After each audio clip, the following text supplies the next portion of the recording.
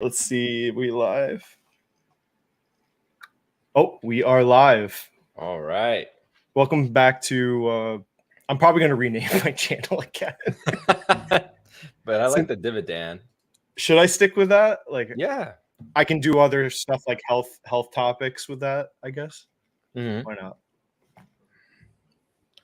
So I've been saving this for you before we start, just for you.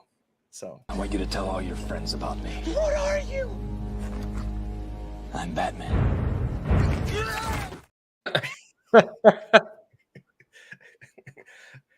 So there you go. Batman has come on the channel. So. I think, by the way, just at the very end, we should have that like dividend talk. Remember, I think you were there in the stream with Strongman. That was. Chat. Yeah. I don't know if you want to have time for that. I mean, I can. We've talked about that, I think, a bit. Dividend irrelevance. Mm-hmm. Like, okay, we can.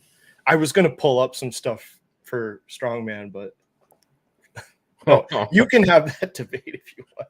No, I'd love to have that debate. I'd love to have that debate with the guy he brought on, who came from more of academic stance on it, because I understand it, and I think he didn't understand the context of where I was coming from.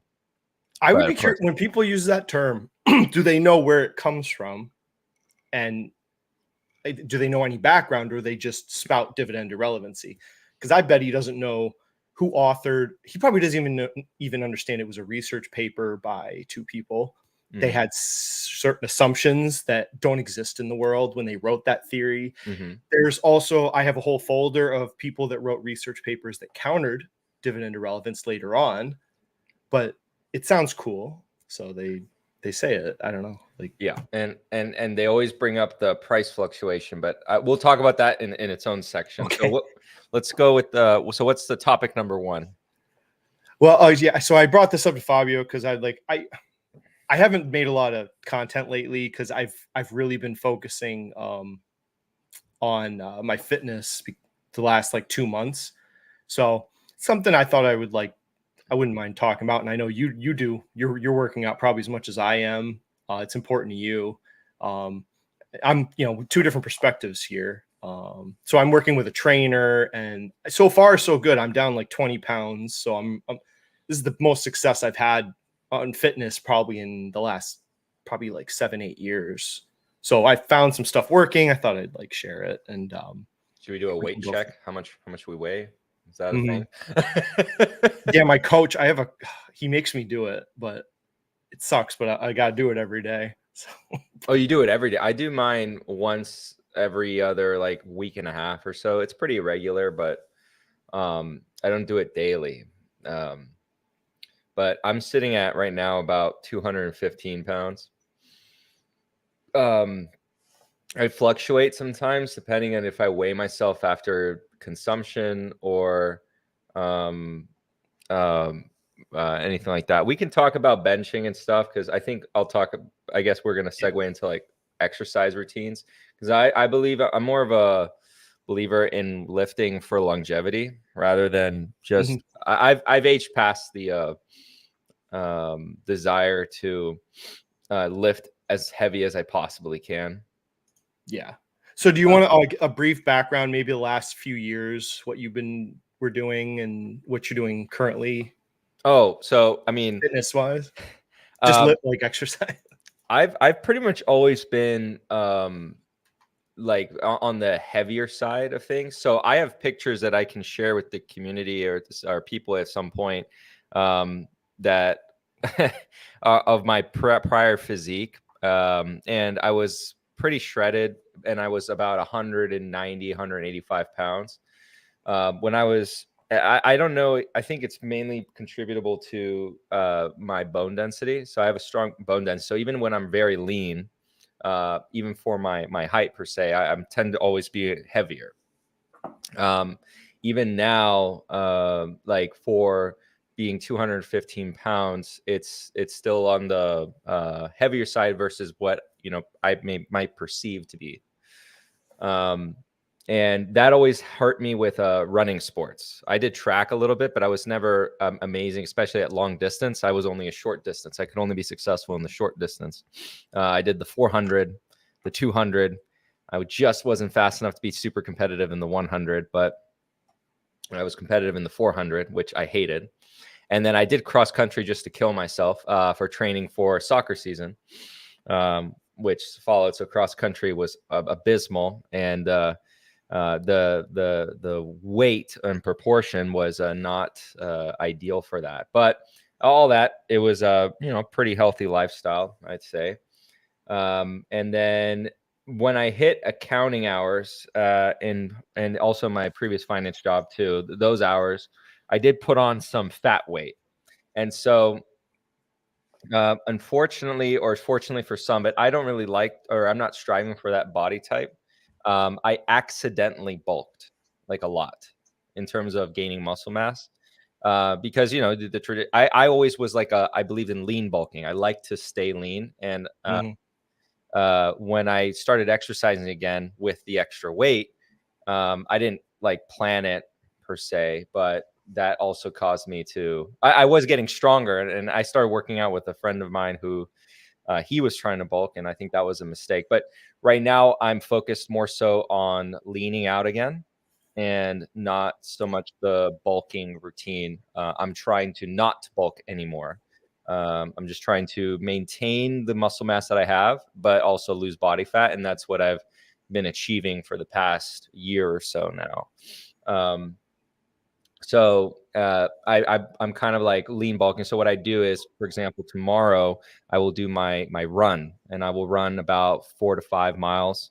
I have and in this heat, so I would run a little bit more if I could, but because of the heat, I kind of limit myself. And I have a running backpack that actually has a water container, and I just Camelback. Yes, yeah. Camelbacks, and I just take it out and I drink, so I don't have to really stop too much. And then there's outdoor workout gyms along the trails, and I just will do pull-ups. I'm a huge fan of pull-ups. I will do pull-ups pretty much every day in every kind of workout. I will incorporate some level of pull-ups and also legs. I do every day. But I have a dedicated leg day, but I do legs every day. It's not intensity every day. I'll incorporate like maybe some leg extensions towards the end of a workout, or I'll incorporate jump squats with a weight. And then I won't, on leg day, I'll do the squats. I'll do front squats, regular squats, kettlebell squats. I'll just go crazy with legs on leg day. But I'll try to incorporate some piece of leg, but tomorrow I won't because of the run. So that's where I am now. Oh, go. Yeah, I like during the army time, I was just basically, doing running, push-ups, pull-ups, sit-ups, just to do army training. And then when I got out of the army, I got into powerlifting, which was kind of weird. Powerlifting and then CrossFit, basically. So I got really competitive because I wanted to hit a 500-pound deadlift, which that's why I posted that was a video clip on the thumbnail. That was almost at 500. I think I got it like a few weeks after that. So I got powerlifting. I got it like up to a 1250 combined score. And then I realized I'm going to hurt myself if I keep doing this. At that point, my options were to gain more just weight, like just straight up bulk, fat, muscle, whatever, or start taking like basically PEDs. I think it took me years to get to that point. So you reached your natural limit, essentially? I think so. It took me, I never took anything. I'm 100% natural. It did take me probably 4 or 5 years to get to that point, which when I see these YouTubers that do it, and you can be genetically gifted, but I don't know. Some of them, I doubt it. But then I did CrossFit also about the same time right after that. And then I hurt myself after 2 years doing CrossFit, which pissed me off because I've never hurt myself working out. Then after that, I got into just sporadic weight training programs, but the nutrition part I never took seriously. It was just the weightlifting. So I did this for a long time after CrossFit, which I'll link this. I have his podcast and stuff, but excellent weightlifting program. I should have listened to his nutrition advice because it would have worked out really well for me at the time. But great program for beginners. What is the nutritional advice? He just he has a calorie calculator. He doesn't really get into like it beyond just how many calories in your macros, protein levels as far as your diet, which okay, that's what this one always like for years is always stumped. How much protein do you think you need to eat? I think we could spend an hour talking about this. Yeah, I think the general rule of thumb that I know of is just like your body weight in protein.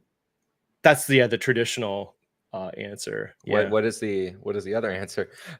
I've gone over this so much. Well, at this point, I think to me, like just for health, I think 1 gram per lean pound of body mass is an acceptable amount. I think more than that is beneficial, but a lesser degree, I would say. But it's tough, like for bigger guys, right? Saying 1 gram per pound of body weight can be expensive. What if you're 230 pounds? You're spending a lot of money on protein at that point.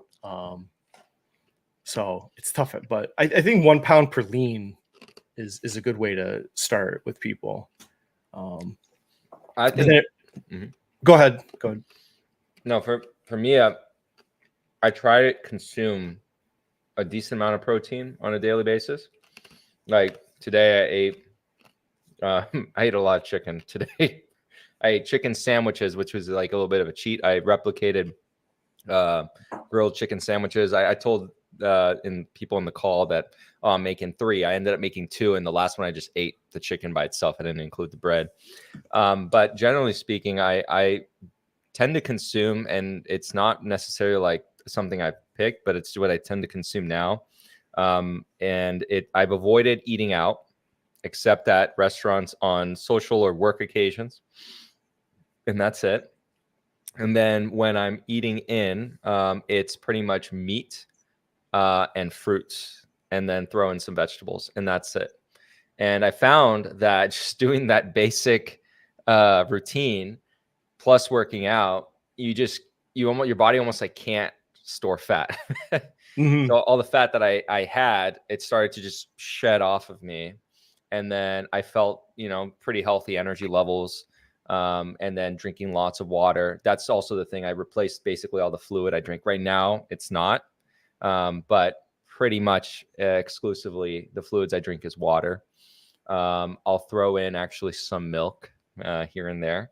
But I don't like avoid it per se. So I pretty much just drink water though all day. What do you think of this was the other thing I've grappled with recently, bro splits compared to some sort of push-pull leg type workout, let's say, or something of that variation, or a total body workout routine? I mix it up. I've done both recently. So. Yeah. No, I mix it up. I do that. I do both. Right. I don't do exclusively one or the other. So like I call Sunday fun day. And so on Sundays, I will do pretty much a mix of all the body parts. So traditional, I will do pull-ups, but I'll do a routine where it's pull-ups with squatting. So I'll squat for somewhere around 15 to 20 reps, and I'll go light. I'll go, 135, make sure it's a nice, clean deep squat, and 15 to 20 reps. And then right after that, I'll jump into pull-ups, and I'll do between 15 to 18 pull-ups. And then I drop down, and then I'll do some push-ups. And then I continue that routine. And I'll do that first because that one takes a lot of energy. And I don't take a break between each of those movements. So I'll go squats, pull-ups, then push-ups. And then I take a break, repeat squats, pull-ups, push-ups. Do you do heart rate breaks, or do you do timed? I do timed. I do not do heart rate. I think it's kind of a little too far. I've seen a friend do that. I'm like, it's so unnecessary. I feel like it's more optimal, and I should use the capabilities. I should actually buy the new Apple Watch, because mine is now dying too quickly. It's the Apple Watch version 2. I need the newest one at this point. But I feel like that would be optimal to do it by heart, but I think time is fine. Yeah. I think both of them have advantages because I think it's harder to progress on strength doing total body workouts because you're not getting the rest. But yet I see that you get the repetitions though in. So yeah, I think like I like both. I've rotated back and forth, which I think is optimal at this point. Who's it? Max Schoenfeld really advocates total body working out for just general fitness, I guess, which okay. But then there's also you want to put on muscle at some point, then something more of a like upper lower push pull routine, I think makes some sense. For me, I'm not trying to bulk anymore. But No, I'm not. yeah, if you're trying to bulk or trying to put on a lot of muscle, yeah, I could see that. Like for benching, I have a rule now. I don't put more than 2 plates on the bar. What I'll do instead is I'll just increase reps. So I don't increase the weight, I'll just increase the reps. But that is the maximum, because there's a couple of reasons why I think of it that way. I mentioned before, like lifting for longevity.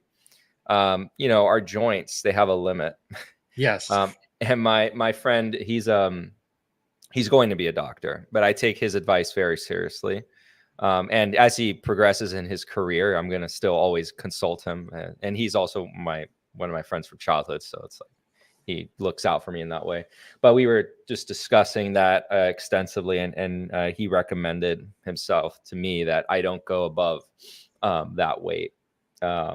Even though, despite, it could be like, oh, I feel like, oh, now I'm so cool at the gym because I can put 3 plates or whatever. It longer term, that's not going to do anything good for my shoulders. It gives increased risk that, I mess up with the form, increased risk of injury in the muscle.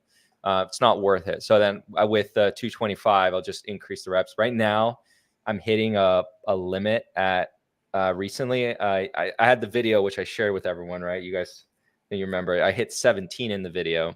Recently, and this is like over a month later, I just hit 18 reps.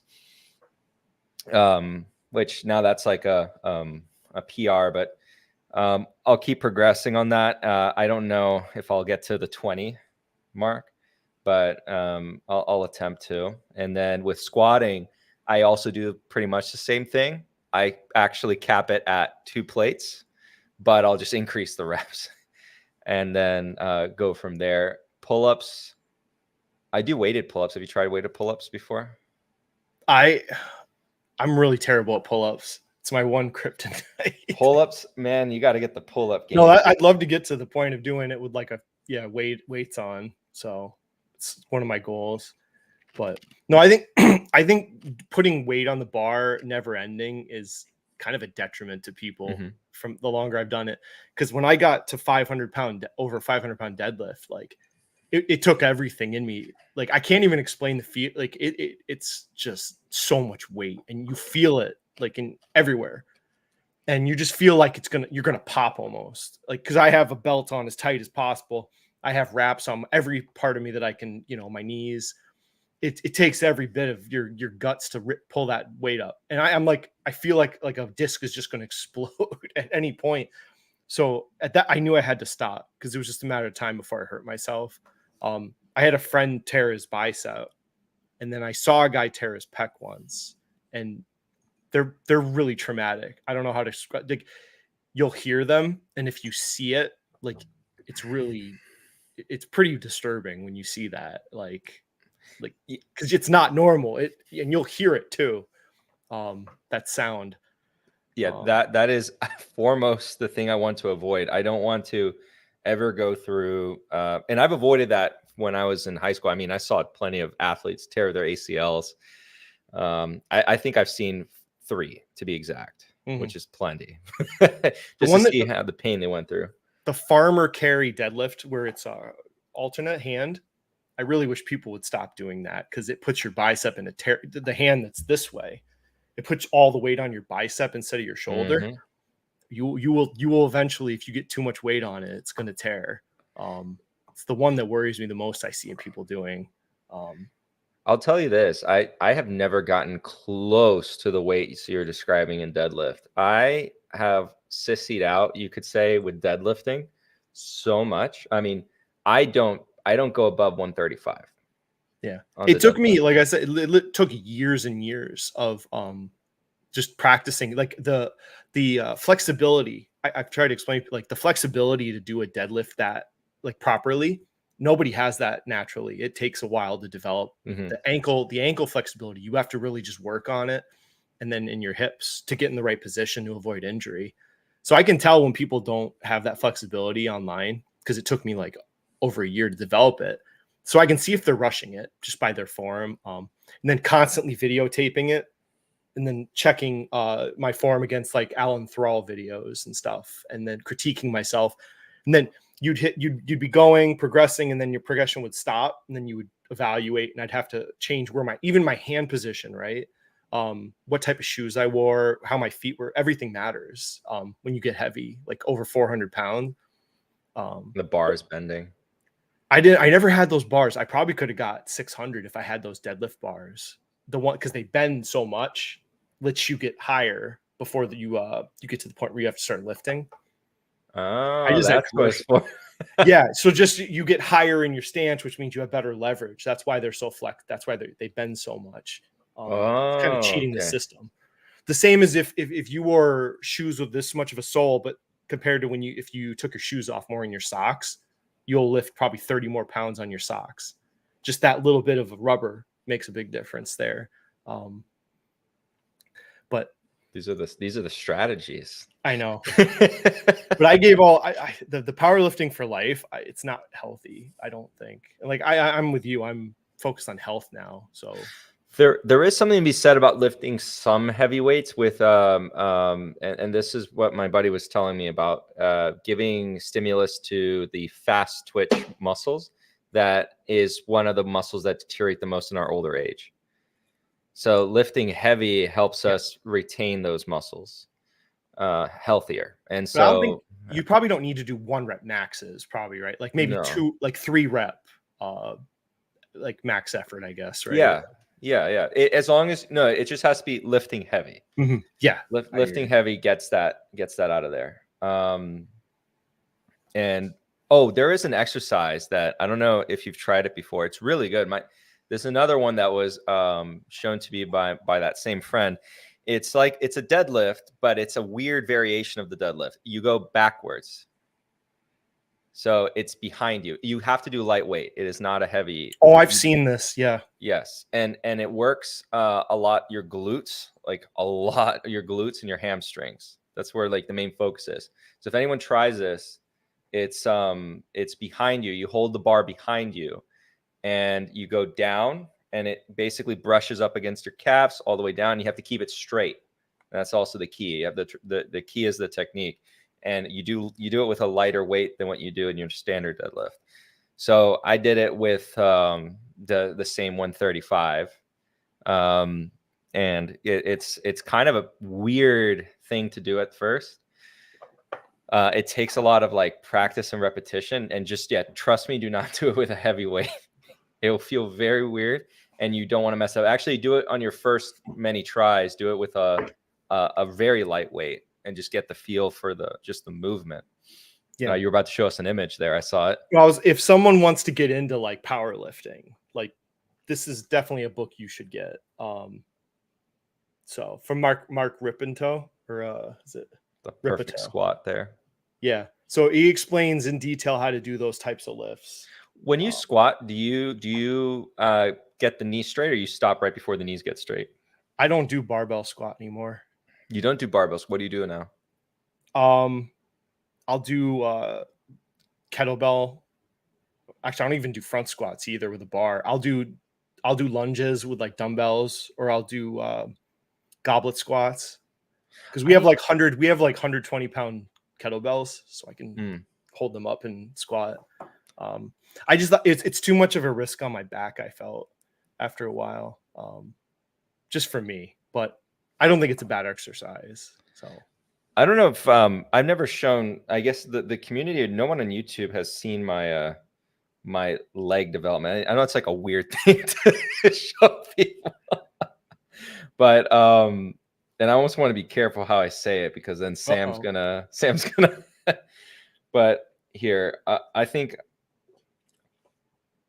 in the legs department, I've typically been genetically blessed for having, just in general, that I don't have to put as much effort as some other people in terms of getting leg development. Yeah, I don't know if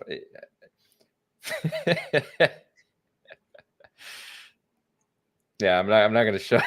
I guess then Kiwi Sam's going to love that one. But so I guess the main push of this would be because we're both working professionals for people watching. So like, how do we implement this while we're obviously not full-time fitness YouTubers? So how do you not quit on exercise and fitness so you can, enjoy your investments, hopefully, and live to be 100? What's the point of all these because I've seen some of these finance YouTubers, and I'm like, they're not going to live past 60.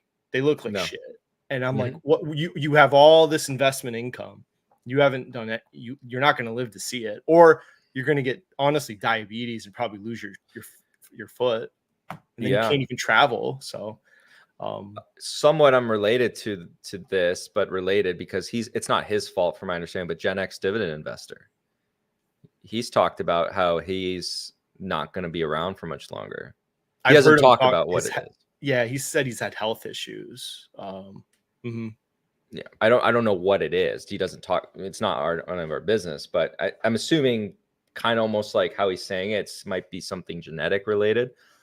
But that being said, it's like this similar problem. Like, he has all that investment wealth, and he's not going to be able. Well, I think he's retired now, right? He retired. Yeah, early. Yeah, but he just side gigs. But yeah, I think I know which YouTubers you're kind of talking about. Who, yeah, they don't look good for their age whatsoever. And like, I hired a trainer, and he does macro and but it's still on me to do it. He just programs for me, but I have to put in the effort. So, I mean, but you could get a, in-person trainer and a chef. So it's just weird to me. Like, but the older you get, you realize, like, I broke my foot this year. It's kind of made me evaluate what I was doing, and realize I needed to do better, basically. So I get, like, to me, the biggest thing probably had to be food. Like, when you started work, right, you're active in college, like I was active in the Army, and then we get accounting jobs where we basically just sit in front of a computer for 8, 9, 10 hours a day, or driving, and then you're eating the same or you're eating worse, right? And then it just starts creeping up on you. Oh yeah. But like, how long did it take you to realize, like, oh shit? Well, I went from 190 lean. I'll share the photos of me lean. I still have them, and I look at them as like motivation. It's like, you got to get back to that. And then before I knew, I was like 227 pounds. So it got bad. It got bad. Once I'm at like that really happy place, 'cause I'm pretty close now. Once I'm at that, I'm gonna do a before and after photo, and then I'm gonna start my new grift, which is yes, a fitness course. And then that's gonna be the main staple. I don't know if people notice, but even like in my face, like you guys have, I've noticed in my older videos, I got at one point like a chunkier face. And then I went down from that 225, and I got down to 203. And then I started actually kind of building muscle again. Then I got to like 210. So I'm at 215, 210, depending on if I measure myself right after I eat or something like that. But it was a wake-up call when I was like, dang, all right. Because what I was doing was I wasn't working out every day. And I was eating pretty much the same amount of calories. And then on top of that, the calories I was putting in, maybe even more calories if I'm honest. We're all coming from outside sources. Mhm. I wasn't cooking. I would literally just eat, go out with the team on lunches, eat the lunch, eat the dinner. And then when I went to my accounting job, it was more of the same thing.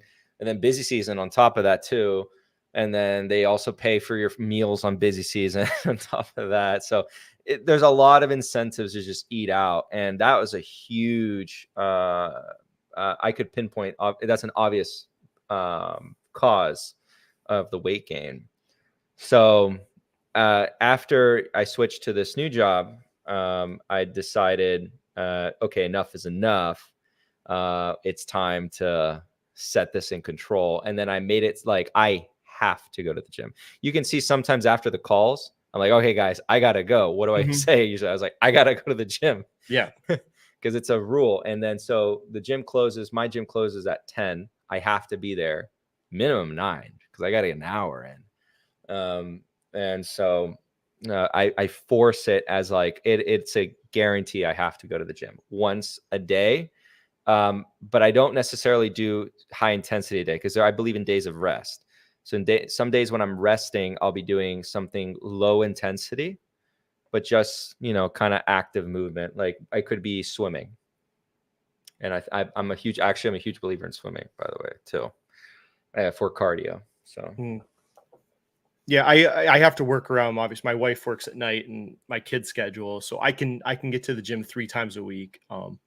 If I wish I could go more because my trainer's like as many times as I could go, he would program me, but I can only commit to 3 with her schedule. And then I have cardio equipment at home, so I can do that while I'm home. So I found that was kind of the way I had to do it to make it work, where I could do like 6 days a week normally. But for people out, like, there's no perfect exercise routine. So basically, like, my trainer he's like, whatever I can do, he will program me to do. He's like that, and that was what he told me. So you don't have to be like a perfectionist and be like, oh, I need to do 6 days a week of weightlifting, or what's the point? It's like, no, he whatever you can get in 2 days a week, you can do a program. So I've seen like 2, 3, 4, 5 day a week weightlifting programs. Yeah, I actually think that if I'm being honest, like if I went a lot more intense in the gym, I could cut down. And I've been thinking about, and I actually started, and this is probably a good time to talk about it. I've started, and I'll report the results, trying a Mike Mosner inspired workout strategy, which is training certain exercises. I don't believe in every exercise, certain exercises till failure. So ones that are not that dangerous. Let me explain as an example. So doing sets like curls till failure. And so that what I define as failure is at the point in which I can't do another rep. And then what I'll have to do is lay it down and don't drop the weight.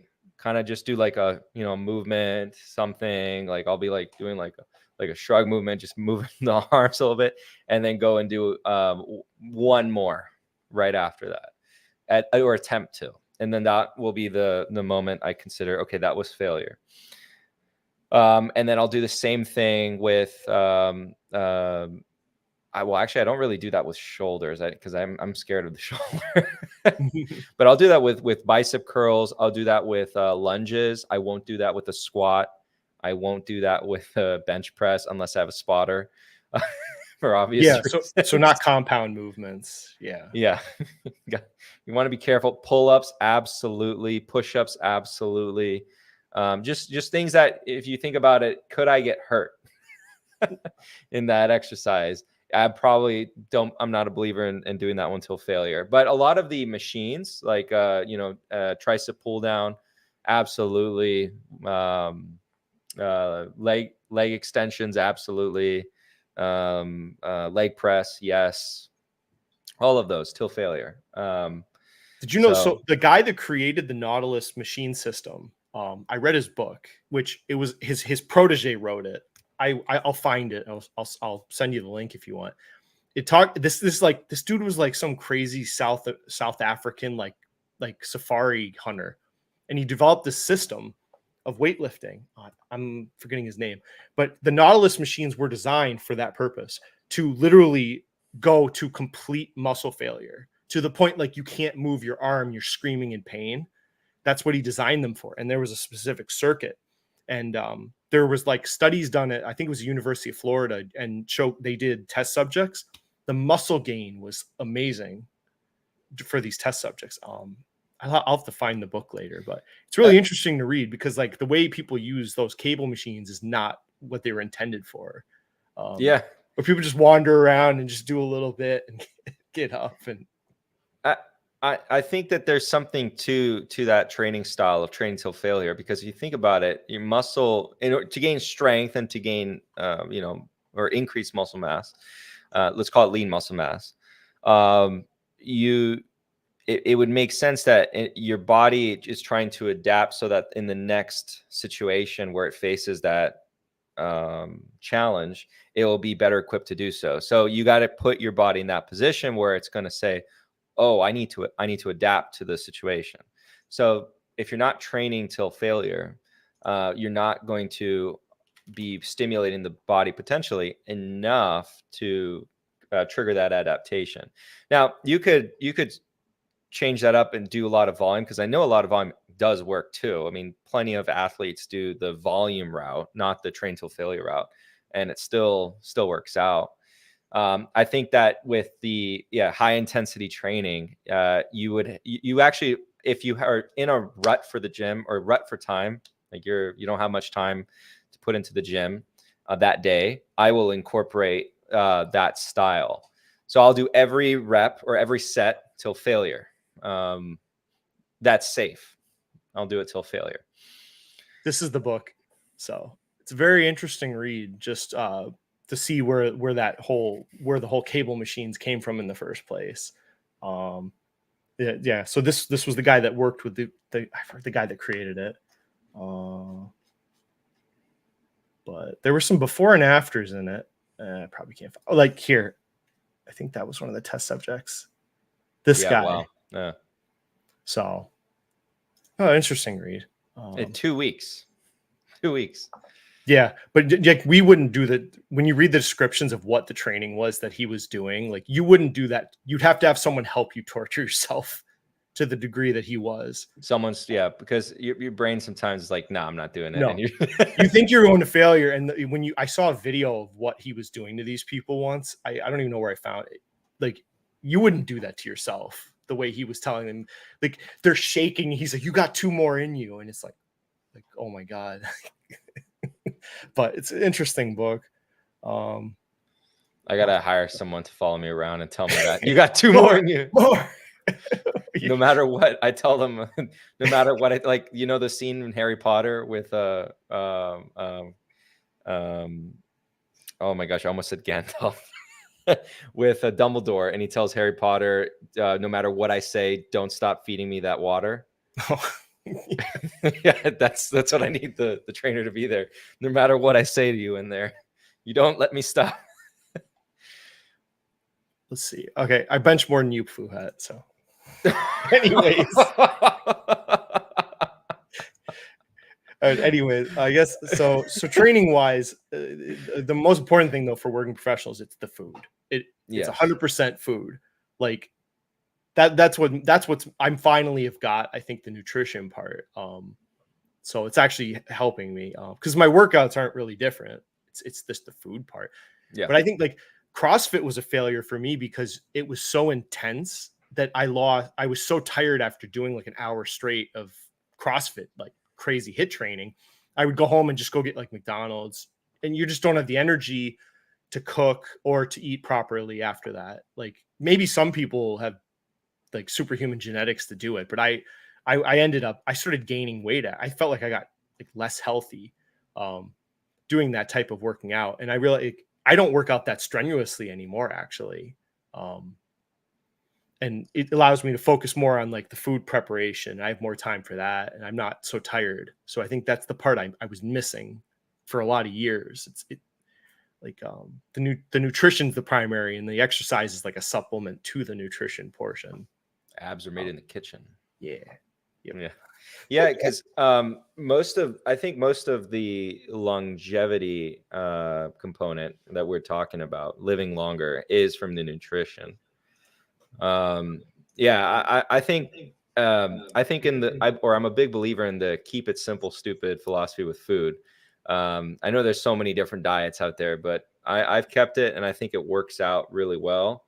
On occasion, I'll deviate from it. So, I'll give an example. Right now in my pantry, I have something that is like very tempting constantly, but I treat myself, and I'll get it once a month, and it's cookies. And they're like really good cookies. Like they're freshly baked from the market. And they're sitting in there and they're calling to me. And I try to split it up across the week, but you're stronger willed than me. I have to, my kids get the little packets, so I don't have like a big, container. I can just grab one or two at a time. I love cookies.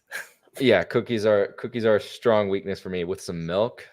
Oh, yeah. It's even thinking about it. My brain's going like, why not? Why not before bed? Why not? You deserve it. That's what my brain's saying right now. But meat, fruits, and vegetables. And that's how I've been keeping it. Like you don't include Greek yogurt as vegetables or fruit, but I include that in there. So there's like non-stuff, but for the most part, it's just, but the Greek yogurt, kind of what I'll do, and I posted it in the Discord, and I think that cooking and fitness channel is great because I use it for myself. I post it, and I'll get Fuhad over here saying I can't cook, and he posts his eggs. But like I don't know how you succeed as a working professional without cooking your own food. Yeah, I don't know how you can get in shape by just the restaurants are just. I don't know how you can, because you really got to portion, and you can mix things up. And I mean, I've seen a few people say they go to like Chick-fil-A every day and get grilled chicken nuggets, but I don't see how that's sustainable. Like you have to buy groceries and you have to cook and plan your meals. Otherwise, I don't see how you succeed otherwise. What's also, it all melds together, I think, because I also think about it, and I believe it or not, people who are listening, I also think about the savings component of food.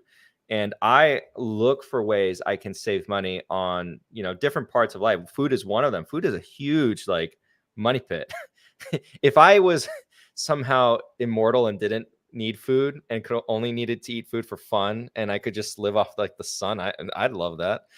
Because at that point, all that money, if you think about how much money you spend on food a year, you could be doing that and putting it to your investments, etc. But point being is eating out like little by little just taxes you.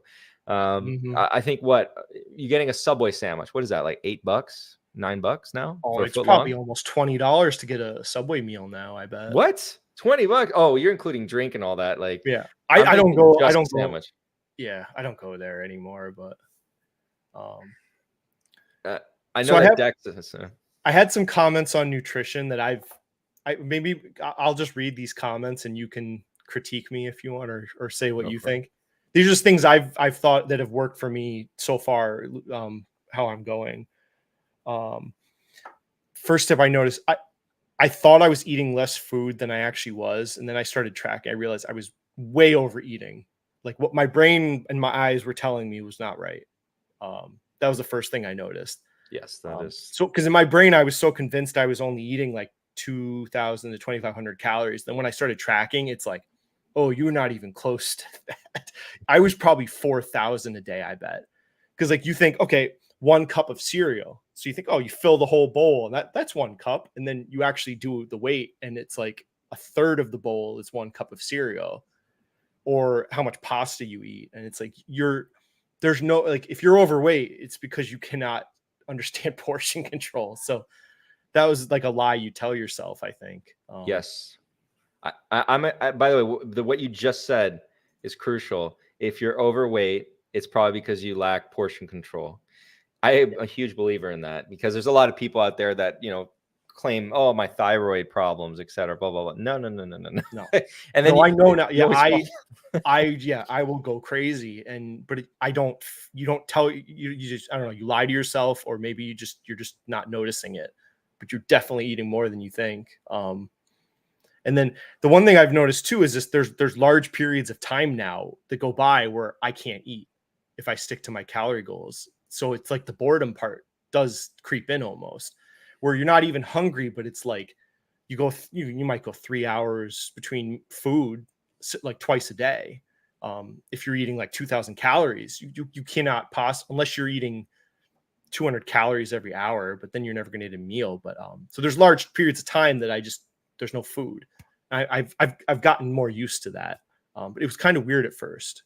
I don't know. It was like almost, I don't know if it's hunger, but boredom feeling. You know, a strategy, it's not because I do intermittent fasting on purpose, but it is a strategy that, like, there generally isn't really much breakfast stuff that I like or fits within my current strategy of consumption. So when I wake up in the morning, I'll have like a handful of berries and I'll run to work, and I'll be at work. I'll have coffee maybe, or tea. Tea is actually, I switched more tea for coffee lately at work, because the coffee frankly isn't that very good. And tea is more, it hydrates you a lot better than coffee. Coffee dehydrates you. So I'll basically be skipping breakfast, because I don't really think a handful of berries will really count as like a traditional breakfast. And then lunch, I actually will drive back home, because I live close to the office. That's an advantage I have, because I know most people don't have that advantage. Some people live like 40 minutes away from work. That's not doable. But I live very close to work, and where I'm going to go work next, I also will live very close to work from home most of the time. And I'll cook my lunch. And I actually invested. Oh, by the way, I don't know if you have one of these, the Ninja grills. Like, they're phenomenal. I have their air fryer, and I have a coffee pot from them. But well, they have this grill thing that's an air fryer, smoker, and grill all in one. Oh, and it is the easiest thing to use, because I can kind of almost like leave it alone. So I tell it basically, it gives you the instruction on what settings for what kind of meat. And then like, oh, chicken, you put it on medium, and you set it for 14 minutes, and it will produce phenomenal chicken thighs. So like the chicken thighs at that temperature and that settings, phenomenal. All you got to do is salt it and just like throw it in there, and then it will tell you when you need to flip them. Oh, nice. And then it's like no effort, zero effort. Just literally throw in the chicken thighs. I should check that out. And Their air fryer is so essential. I have to like. Well, look, you wouldn't even need the other air fryer, because it's an air fryer. And if you're into smoking stuff, I can't smoke stuff in the apartment, but you have a house. So if you're into smoking stuff, boom, it can do it all. So. Okay, this one I'm curious what you think. I've noticed I need to drink more water the less food I eat. For some reason, thirst is like, I never noticed I was thirsty before, but now I'm like, I'm actively consuming probably twice as much liquids as I was before. It's kind of a weird, like, and my trainer said it's pretty normal, but like, it's kind of interesting. I feel that too. One of the fruits I started incorporating a lot of, and I'll buy it pretty frequently. Two fruits, cantaloupe, because I actually like cantaloupe. I know some people disagree. I don't know why people don't like cantaloupe as much as I do. And watermelon. Watermelon more so for what we're talking about, because it's basically like you're eating water. You're eating water that has a little bit of a flavor to it, and you're also getting that fiber in you. So yeah. It's very low calorie. Have you seen how many calories are in a watermelon? Yeah. You're I just don't like watermelon, but I do strawberries, raspberries, like same idea. Yeah. That helps too. There's water in it, so you're kind of getting that hydrated effect. But do you like coconut water? I don't hate it. You don't hate it? Wait, have you had not the boxed coconut water? Have you had the ones in the box? Okay, they are for everyone. I haven't like cracked a coconut and had. I've had. It's the closest thing you can get to cracking the coconut. The bottled ones, and they're more expensive, but now and again they're worth it. So I'll try it for you. I've only had the box. I'm going to give you a brand to try it. Harmless Harvest coconut water. All right, I'll write it down. So yeah, Harmless Harvest coconut water. You can find them at typically your local grocery stores. Again, it's not something you should consume all the time because like they're significantly more expensive than the boxed one. But as far as like a quick, hydrating, sugary drink, and if you like the pulp one is going to be better for you because you get that fiber benefit. But if you don't get the pulped one, it's fine. It's like a hit of potassium. You get a lot of potassium from that. But it's good. It's good. Okay, this was the one that I've really. I know I failed at this, but I'm doing okay because I've had there's been a few days where I've fallen off my planned meal, like kids stuff, or I'm stressed out, and I would eat the wrong thing. In the past, I would just binge the rest of the day and say, F it. The whole day's lost. But now it's like my coach was like, no, still hit your calories. Just don't worry about your macros when you do that. Like at that point, because you failed on the it's not going to work out the way you thought your day would. But in the past, I wouldn't recover basically the day. Like if I had something wrong, like a slice of pizza, I wasn't supposed to.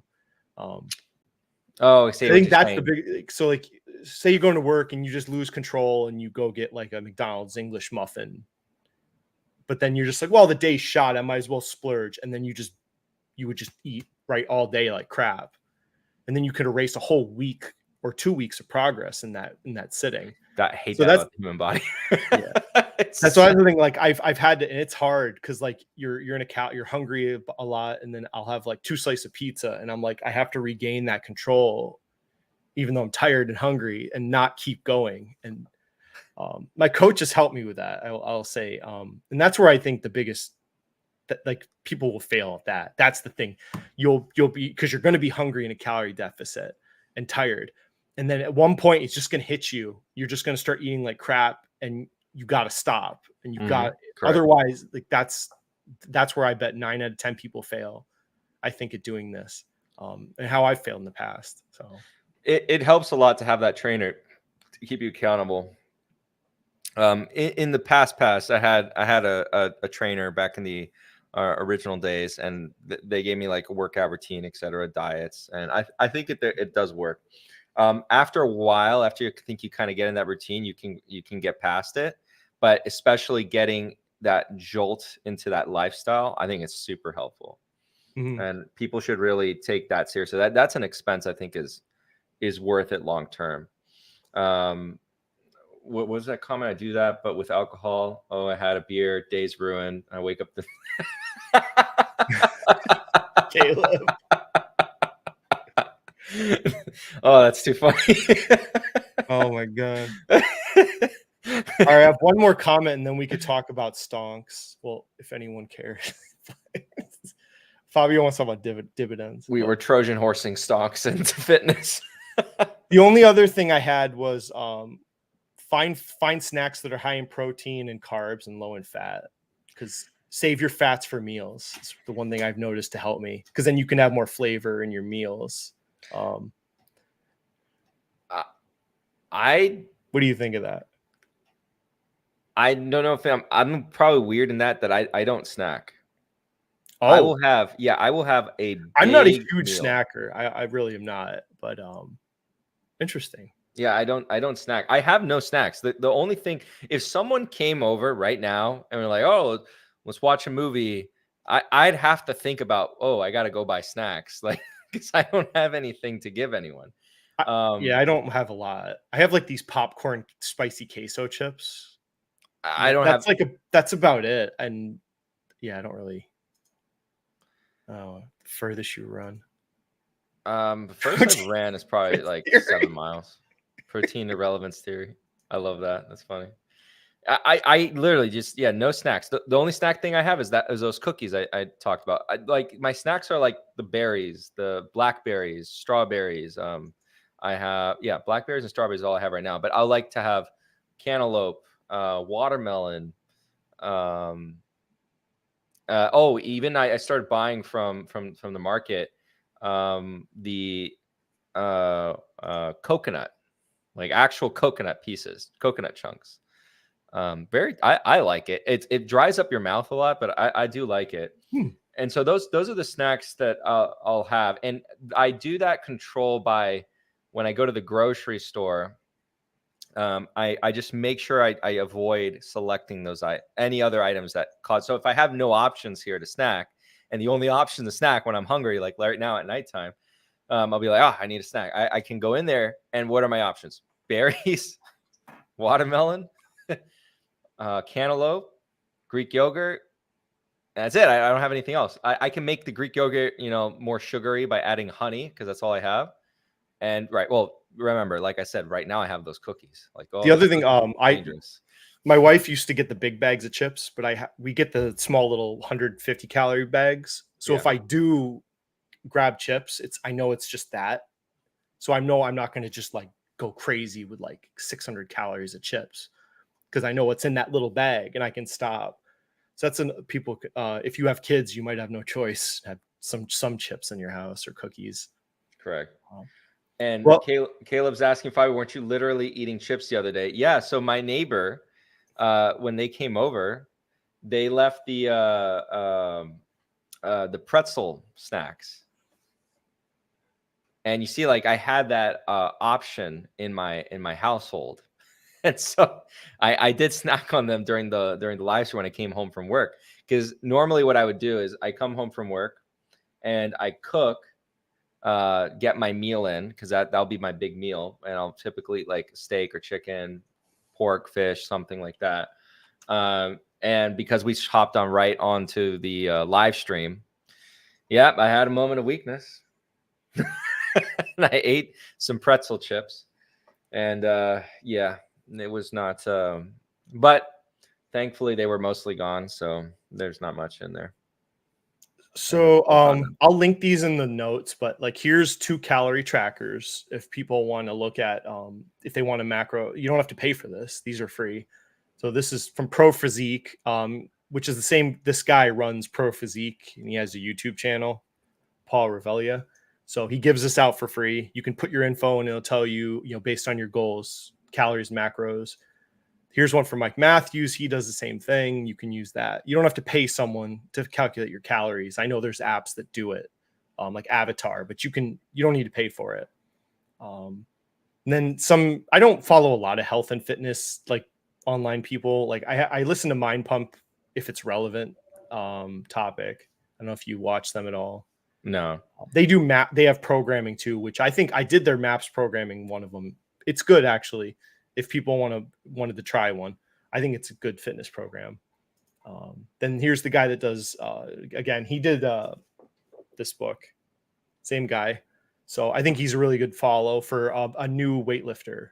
He's really good person to follow. This guy, if I could give you one YouTuber, anybody watching, this is the guy you should follow. If you're about health and welfare and just exercising to live a long life, this is the best YouTuber online, I think, bar none. I learned so much from him about lifting, deadlift. He's the best deadlift tutorial online in his YouTube catalog. And then Mark Ripito is the guy that did this book. He's an old curmudgeon, people. So yeah, he's a really old school lifter. So he's kind of a grumpy guy. Some of the stuff he preaches is I don't think is the greatest, but he's kind of set in his ways. So those are some things people can look at. Fuhad's actually asking some interesting questions here. What do you think? So I'll do like toe touches. I'll make sure I do like put my arm against a pillar and then kind of just lean into it. I don't know what the name for that is. I'll do a lot of stretches on the ground, like different yoga poses. You could call it that. I'll do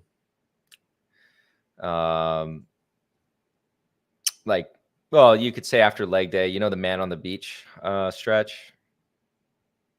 When you cross your leg over the other leg, you put your arm. Oh, and you put, yeah. Okay, yeah. trying to think, depending on the day. Yeah, because the other arm with the arm on the pillar, that's like a chest stretch, also like an arm stretch. You know what I need to find out? Well, actually, what I do with the back stretch, yeah, I pull on something and I kind of lean back into it, back stretching. Sometimes when I do a heavy pull-up day, standard leg stretches when I'm after my run. Grab your foot, pull it behind you. Oh, and you try to like lean forward with it too for some balancing at the same time. Calf stretches, like pushing down in calves too after a run. No need to use the wall. Wall's cheating. So, but you use a wall if you have trouble balancing. Of course, you're focusing on the stretch. I don't think it's that important to do. There was that time period a while ago where everyone was doing foam rolling and all that activation stuff. I don't think it's necessary. Before a workout? Yeah, I think just you do 5 minutes walking or on a recumbent bike, and then like you said, you do some active stretching before you're doing like the compound lifts or whatever you're doing. Oh no, I don't stretch before the lift. Some people I don't think there's been ever a study that proved it actually helped prevent injuries necessarily. I do the stretching after the workout. So usually there's like a floor that's just one big mat, and I'll go there and I'll do my ab routine, and then in between my ab sets, I'll do stretches of the lift of the muscle group that I just worked on. Just to also kind of rest my abs in between sets. Can you scorpion? I don't know what that is. No, probably not. Oh, that's you put your.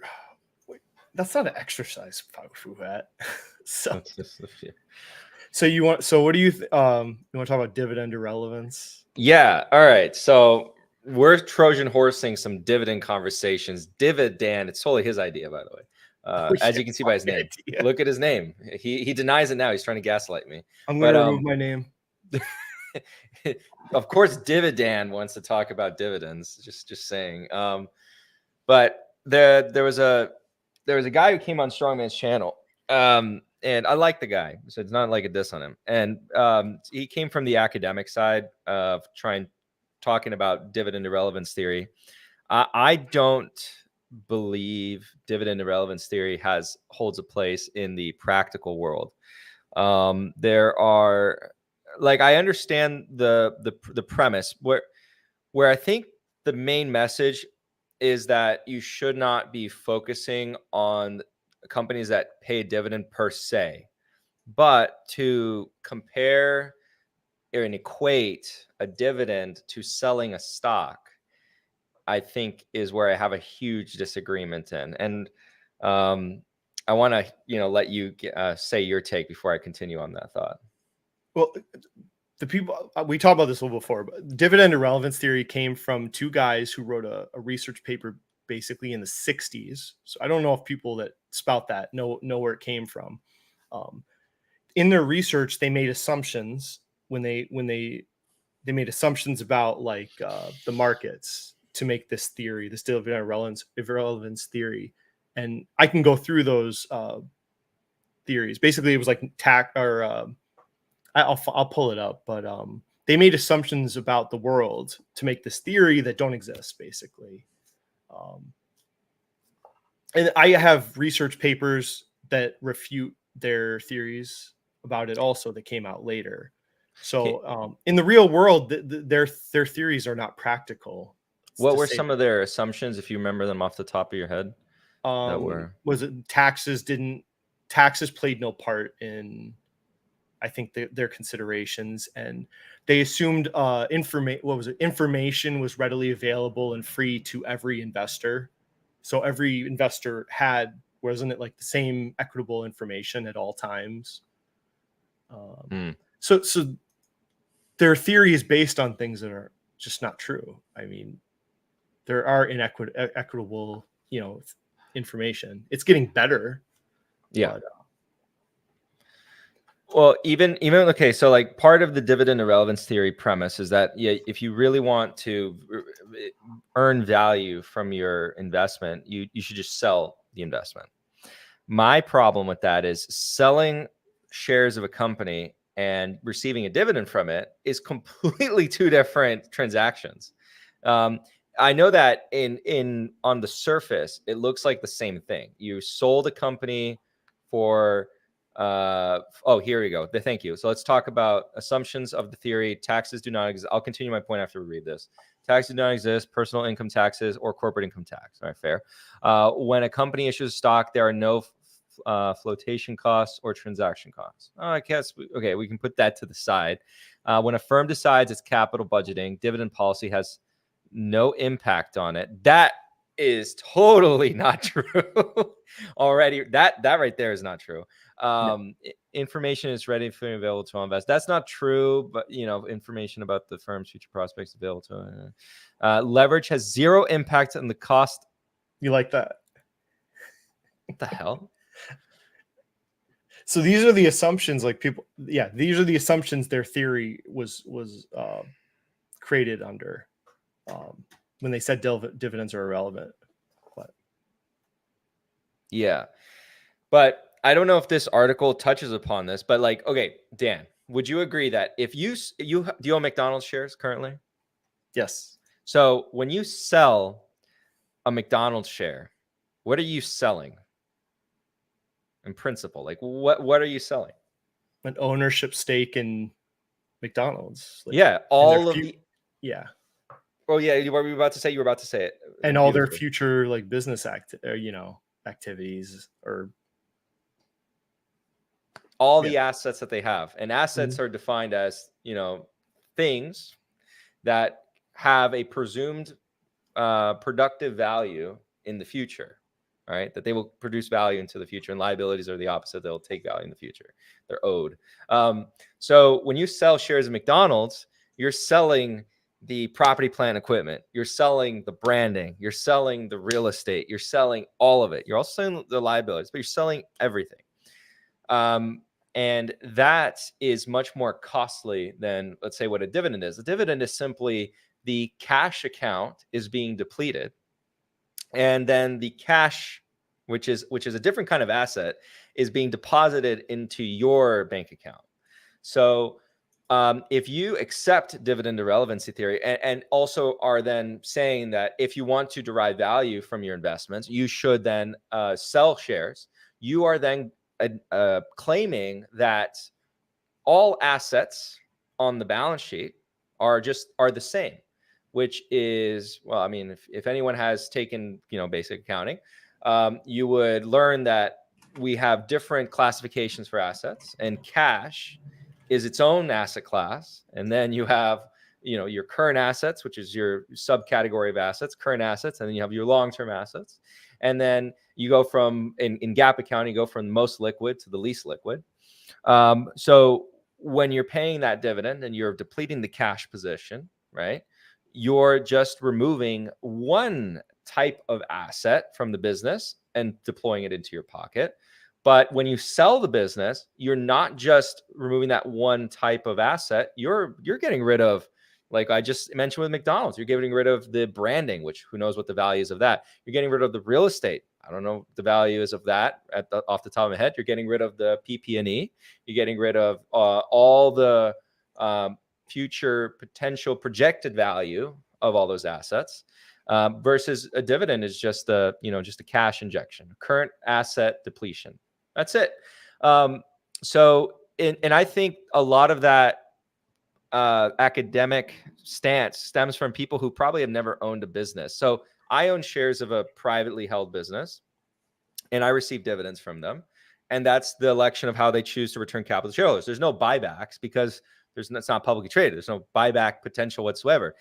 Quite literally, imagine if this was the case and they told me, Fabio, to the end of time, you will die and we will never return any capital to you. I don't even know how to necessarily even value that.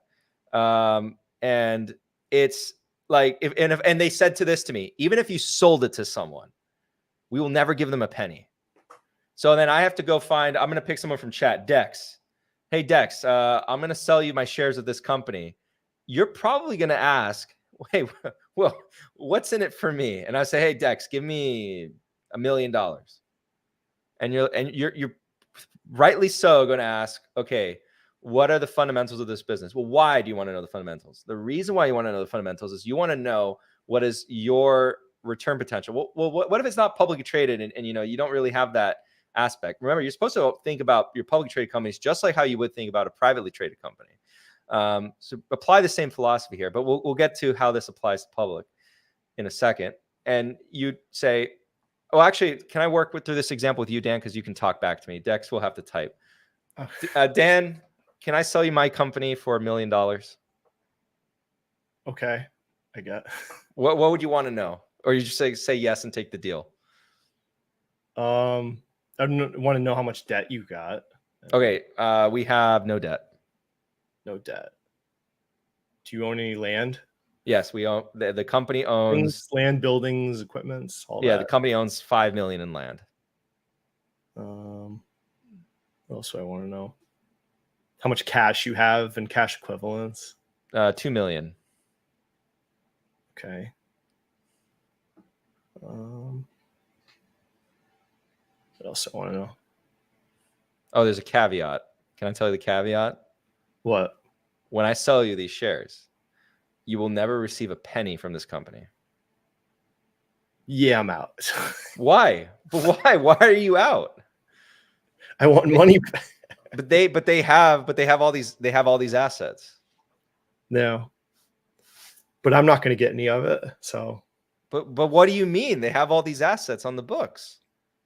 I don't understand. I don't understand your reservation, Dan. Why won't you give me $1 million for my shares?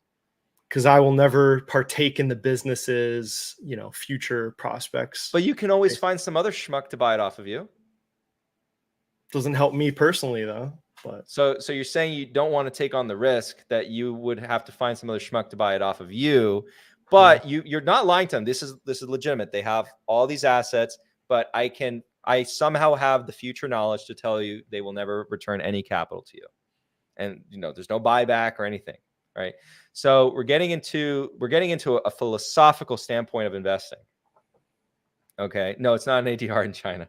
We're getting to a philosophical standpoint of investing, which is, why does Google have value, right? Google's not paying you a dividend, and for a while Google didn't do buybacks. Why does it have any value? Because you're valuing the future potential. If somehow you had the knowledge that Google to the end of time would never return capital to show, neither dividends, no buybacks, no nothing, then you would have a case to say, well, what's the value? The only value is derived from what I can sell it to someone else. But you never have that knowledge in terms of understanding, hey, that company will never return value to me. So it's always the presumption. That's where we stand in investing.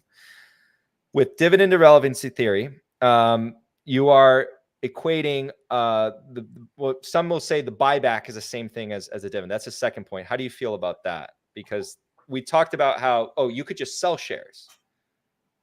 But what do you think about, a buyback is the same as a dividend? I always hear people say, like, it's funny. They'll be like, I like buybacks, except they need to time them right. But then you look at all the companies, nobody times their buybacks right.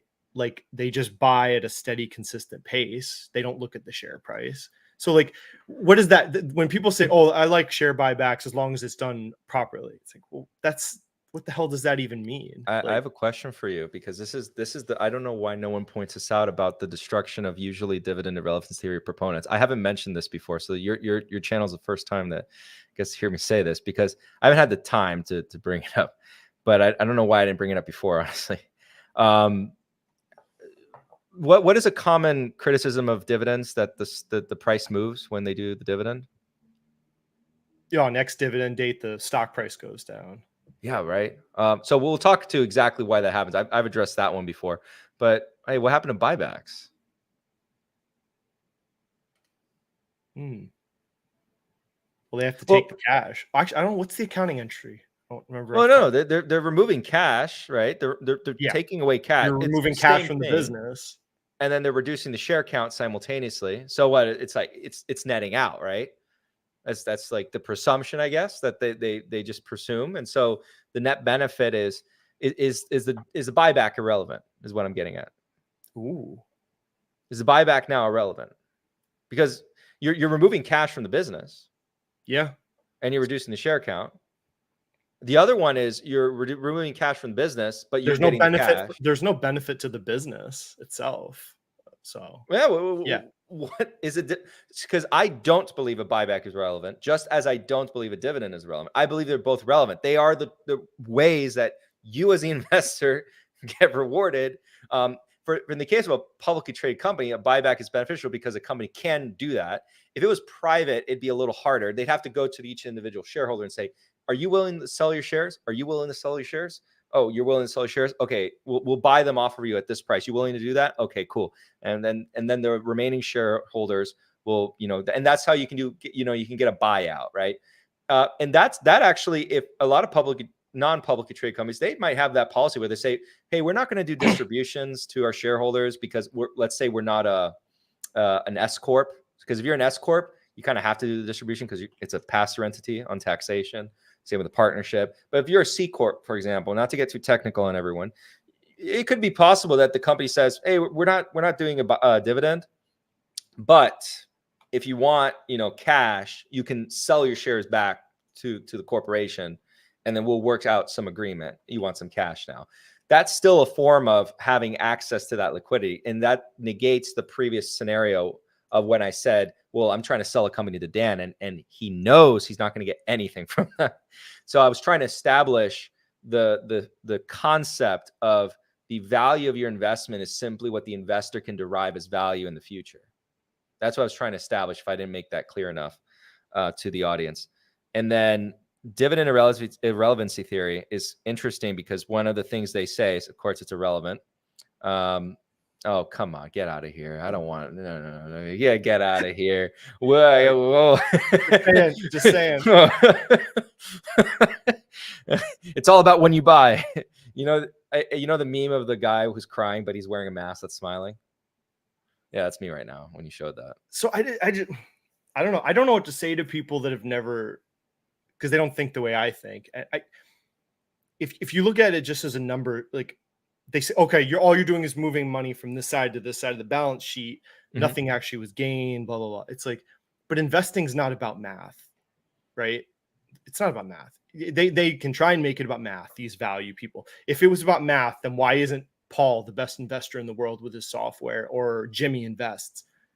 No, it's about people. And dividends are a representation of the business itself to me, and what the management values. So it's a commitment to the investor to some degree. I mean, it's not 100%. Nothing in investing. I feel to add to you, but yeah, once you're done, it's a commitment to the investor, because not every business, I hate to tell people, cares about the investor. They say they do.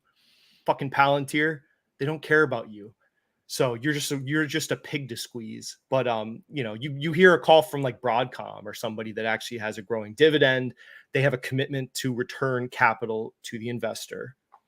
And more importantly to me, they have to make that decision. Do we pay an increasing dividend, or management has to make this decision. Do I increase the dividend, or do I invest in some new endeavor? They have to make that choice. So they have to tell me that their new endeavor they're going to put money into is worth more than giving the money back to me. They have this decision to make. Meta doesn't have that decision right now, right? There was no decision about a dividend or going into the metaverse, right? So would you have wanted a dividend over the metaverse expenditures? No, you wouldn't have, even if you knew what happened. Say, no. What if the metaverse is still a pile of shit in another 5 years, like it is now? Would you have wanted them to at least consider a dividend or doing that expenditure? Well, to be honest, I would have actually preferred in their case, because they got so cheap a buyback. but yeah, okay, I see what you're saying. If I know the end result is going to be negative on an investment, I 100% would rather the dividend. 100%. Yeah.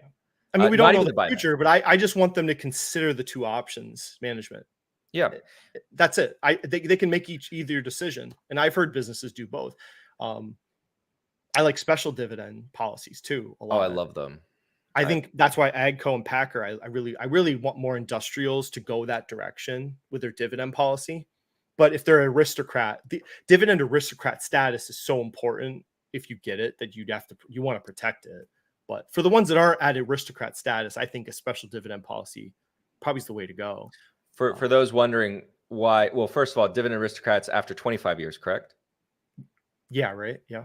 And then the reason why you want that for anyone listening, and it's like, why do they care about that? Well, you get a certain premium assigned to your shares that lowers your cost of capital, improves your competitiveness against your competitors because your cost of capital is lower.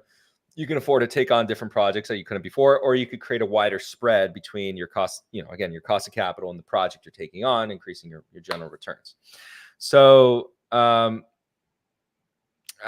but going into the adding fuel to your argument, by the way, on the irrelevancy side, I don't really know a time where companies, I can point plenty of times that companies aren't valued appropriately to their cash pile. By the way, Caleb, I saw your comment, by the way. I have something to add to you as to the actual mechanism as to why the stock price goes down. Simply put, it's with the improvements of efficiency within our markets, you've seen the closure of arbitrage. That's all you've seen.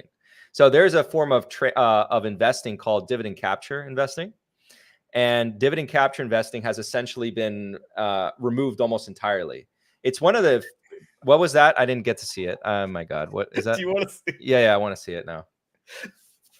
What are we looking at? We're looking at what metric? What are we? Total return. Oh, yeah. We'll see. It's all about when you buy. Yeah, I'm fitting my narrative around the metric. And I told you the story about Carrier. I bought Otis instead on the spinoff. I should have bought Carrier. I don't know. Like, it's the same, but buying dividend stocks is the same as buying any individual stock. It's the same endeavor. You're trying to find value, a company that's undervalued or something that'll get more valuable in the future. So, but I mean, some dividend investors just get so drunk on the current dividend. Like, I can tell you some YouTube, I don't want to name drop them, but there's some YouTubers like that. They want, and they will front load their dividends today, whatever they can do to pump it, those yield max things, or JEPI. And you're just shooting yourself in the foot in the future. You're not taking advantage of the growth power of a compounding dividend, but they should be looking for the future dividend aristocrats, not the ones that are in existence today.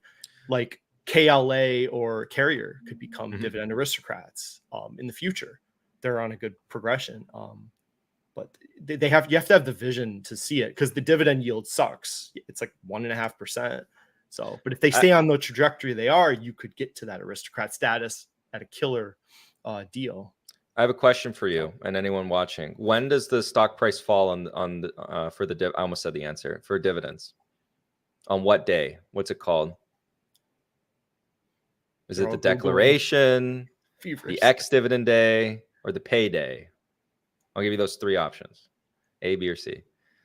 Declaration, ex-dividend, or payday. And we already have the answers coming in. Good.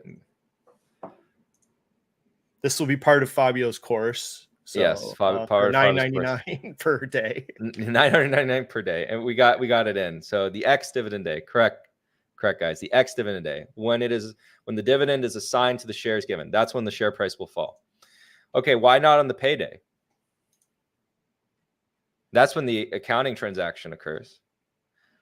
So my point with bringing this up is it's a misguided assignment of fault.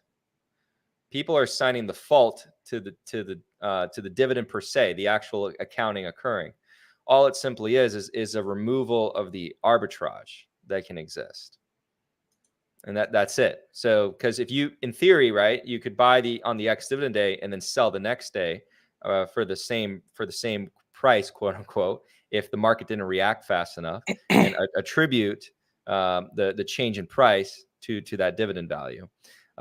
But that's not necessarily the case. It's not the actual accounting transaction that causes the price to drop. It's the closure of arbitrage. So way back in the day, there was a form of investing called dividend capture investing. I already mentioned this earlier. And you can't really do that anymore. Try to do that now, you're probably going to fall on your face. Rick will become a dividend risk. I am a strong believer in Rick. It might. Hell yes. They'll create their own category. Oh my gosh, yes. Dividend Colossus. Yeah, you know what they should do? They should keep it always at $1, and then every time they increase it, so $1 per share. So they just keep splitting their stock as they increase the dividend to keep it at $1 per share. So you're always paid in dollars. Nice.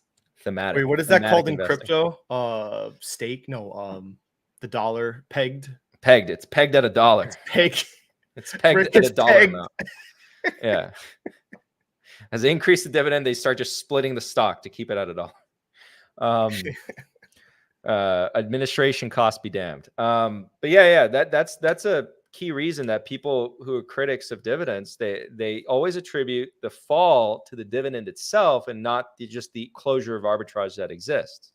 And like I said, the cash value, I can point to plenty of companies that don't trade on their cash. Some of them even trade very close to, near cash values. Like there was a company, not Generac, sorry, Gencor. I talk about them a lot as a case study. They've recently rallied a lot because they were a play on interest rates because they had so much cash on the balance sheet. And, they are trading at such a cheap valuation. Like their enterprise value was like 20 million. And we had a market cap of, to give you guys an idea, I think at the time it was like 130, 140 million. So they had over 100 million in cash. I think they were making more in interest when interest rates were low than they were in their operating business, to give you an idea. It's like, what? And, it got below book value for plenty of time, right? For plenty of time. Not to get into like efficient market hypothesis. We're not getting into that. But my point being, it's like I can point to examples when market doesn't really care about the. Let's go to a bigger example. Sorry, this is a better one. Dell and VMware. I mean, Dell had an asset on its books that was valued, I think, at over 130%. The whole value of Dell. So just like all of Dell was worth zero, and the stake it had in VMware was worth 130% of it. JC, that sounds like BOGO investing right there, doesn't it? Oh, the Dell thing? Yeah. Well, I played that. So or who said that about CVS? If you Cameron buy Stewart. Yeah, you get one business for free. So. Yeah, that's not true because he's using what they paid for it. I was using market comparables. Just grab VMware, which was publicly traded, their market cap, and see what Dell owned of it, 80%. What was Dell trading for? No. There you go. Pull up Armando's comment. This, you can't do it. Like the arbitrage is closed. The ability for a retail investor to do this, you're not gonna be able to do it. There's been many people that have tried the dividend capture investment play. He quit YouTube Finance. Yeah, he does Ukraine war videos. Huh. Well, if he died on options, he learned a very expensive lesson. The only thing, like, people don't like, if dividend capture worked, it's impossible. It can't work because if it worked, the whole market would be destroyed because every super investor would just do this and make money all the time. Expand on that. That's why that's why the stock falls, because that's what people like. If a strategy always works in the market, it's impossible. It's an impossibility because there's only the markets don't create money, right? So you can't create money out of nowhere. So if everyone succeeds, there's no failure. Then, but has everyone captured what he just said? Has everyone just captured what he just said? That's all the drop is. It's the closure of arbitrage. That's it. Exactly that. What Dan just said. So arbitrages don't really exist as bluntly as they used to. Back when the markets were more separated, arbitrages genuinely existed, and traders and investors could take advantage of those arbitrages. As we got into the information age and things just got way more connected, information was a lot. So tack on efficient market hypothesis, tack on that, and you can get an idea. As I'm trying to highlight this because this is the biggest criticism of dividend relevance theory. right? Or the biggest arguments from people who are proponents of it, they talk about this. That's why I'm highlighting this so much. It's the closure of arbitrage. That's all it is. They're misattributing the fall of the stock to something else, and they're using it to try to further their argument, which is the dividend is irrelevant because once it's paid out, it gets closed. I see what they're saying, but that's technically not why. You're observing a closure and arbitrage. That's not technically the same thing. So, yeah, I've done it on preferred dividends before. Preferred dividends are a little bit strange though, because they're not. They can be very illiquid. So in the illiquid markets, you can find a lot of inefficiencies still. So I'm not proposing you go out and go to like the nano caps, but you can find. So I say in the private markets, when I had some involvement in that stuff on the smaller side of things, you'll find crazy inefficiencies on businesses that are like $1 million and below, 2 million, 3 million, even tons of inefficiencies. I mean, Rick talks about that all the time. They're buying clubs at like 33% cash flows. That's what Bankman-Fried was doing originally. Yeah. Before FTX, he was arbitraging crypto between different markets. He found a way to do it that no one had before, I think, between Singapore and the US or something, or so he found a way to make it work, which no one had before. And he was able to exploit like the differences in prices. He was really good at it apparently. But then he got greedy and then he started his own firm and messed it all up. But yep. Elementos, well, we'll go Kingdom of Finance's question too, I guess, if you want to tackle that one too. Nestle or Hershey? Pick your is Hershey still dropping? You guys with your chocolate stocks. Well, let's see. I'll go with my office suite just to piss off King. Seeking Alpha says hold, sell of Hershey. Oh boy. Nestle. I love Seeking Alpha when it goes like this after like a 20% drop. This stock is at risk of performing badly. See why. Seeking Alpha's analysts have more buy ratings on Nestle, so there we go. You go with that. Yeah, you're picking.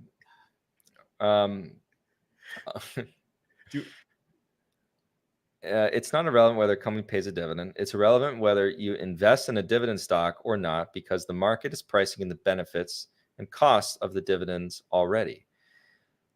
I'm trying to unpack that, but generally speaking, I think I agree with your comment. You didn't hear my previous comments, I think, way back when, or both of our comments talking about like the market will attribute some benefits to the dividend. And like, for example, when you achieve aristocrat status, what tends to happen is, of course, elevation in because of inclusion in various indexes, elevation in the valuation of the company, and then subsequent lowering of cost of capital, which is a reason why companies might want to attain certain statuses. And then they're like Dan was explaining, there are trust bonds that you build almost with your shareholder base, and you're rewarded with the higher valuation as well, if you think about it. And that makes sense. Again, similar benefits, lowering cost of capital, etc.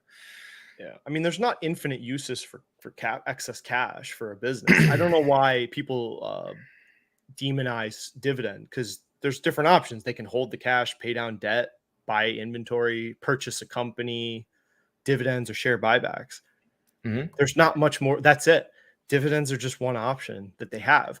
And as an investor, right, some of those options suck for you as an investor, that you would hope they don't buy terrible assets. Holding cash doesn't necessarily help you as an investor. It's good for the business. So it's just an option, and it makes sense for companies like McDonald's, Lockheed Martin. I think even Carrier can pay a growing dividend. I don't think it's stunning their business at all. It just depends. But I agree. I can name, and going on buybacks, like, oh, what's the alternative buybacks? I can name maybe all the companies I can think of in two hands. maximum that have done effective buybacks consistently. Maybe a little bit more, because I think you have, okay, let's go. O'Reilly, AutoZone, that's 2. I argue Markel has been pretty good at it because they've been very selective. Rick has a way to show us. Musa, Murphy's USA, has done it. Cannibal. PayPal is doing buybacks, but I can't count them yet because they haven't shown us that they can do it. Trying to think.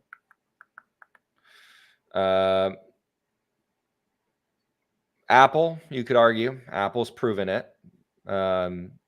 Lockheed Martin's got a really brutalized. good record of it. Lockheed Martin, we'll throw that in there. I didn't think of them, but there's more than just my 2 hands. But I'm trying to think of it. Point what I'm trying to make is it's very few and far between. A lot of companies will just like have blind buyback policies, and they'll buy at whatever valuation. They'll just say like, we're returning $500 million to shareholders. Yeah. Blah, dump it into the market, problem buy up stock. When you have the cash to buy shares back is when you're doing well as a company, which means your share prices are probably pretty high. Mm-hmm. There's not going to be a correlation of the share price is taking a nosedive, but yet the business is doing really well. I mean, if you can find those, amazing, but that's going to be few and far between. By the way, the only reason why I gave it to Apple is because they started that huge, disgusting buyback program when they were at lower prices. I don't agree with their current stance. I would be hoarding cash. At current valuation for Apple, I'd just be piling on cash, and I'll just wait. I dare you, market. Give me an opportunity. No, to buy back my stock. I think they should have bumped their dividend up more and held cash. Yeah. At the prices they're at right now, the dividend buy they or the share buyback, they probably should have mellowed out with that. And Elemental says another point. My main problem with dividends is you buy company with post-tax. This one first. My main problem with dividends is you buy a company with post-tax money, you get paid back parts of its value with pre-tax money. Other than that, I agree.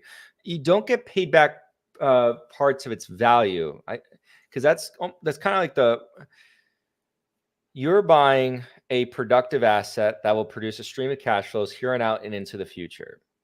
When a dividend in principle is just supposed to be a sharing of those produced cash flows to you, you're not selling the production of, because cash is not a productive asset. The cash, this is the point that you missed in the stream. I'll repeat it for you. Like dividend relevance is assuming almost that every line item in the balance sheet is all the same thing. Instead of a distinct separation, okay, well, cash is different from PP&E. PP&E is not the same as, let's say your branding, et cetera. But my point is, like, when you sell a stock, you're selling all the future potential of the production capacity of that asset. And so if you were trying to realize the value of your investment only by selling, it's not the same thing as receiving a dividend. A dividend is just a deduction from the cash component, and then going into your pocket, and then you remain with all of the other assets. You own all of the other assets that are producing the cash flows.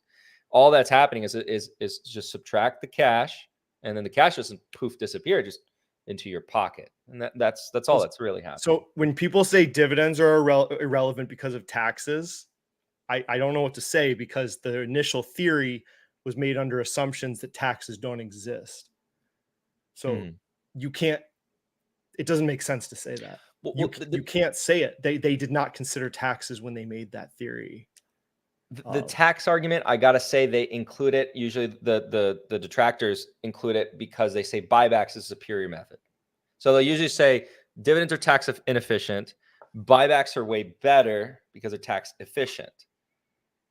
But like I just said, I don't know how many companies have amazing buyback programs. Like Dollar General did the most aggressive buybacks when they were above $200 a share. And you're just sitting there going like, what were you thinking? You were at the most elevated multiples you've been in your entire history. Why did you say, oh, we're at the highest multiple ever? Time to buy back some stock. Oh, and by the way, we're going to do it at high elevated levels. Never in our history that we've done it. Oh God. And then, you have other companies. Let's use a good example. Murphy's USA. No, I own Murphy's USA. They're like, oh my gosh, victim 1 and victim 4.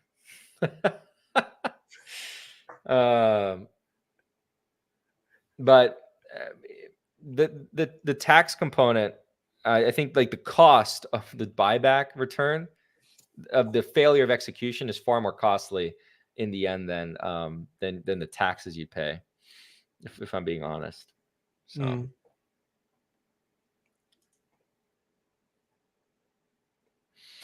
This is my problem with dividends, and not the dividend irrelevancy theory. I think in general, dividend stocks are better than tax managed accounts, but just because they have less buying from taxable accounts.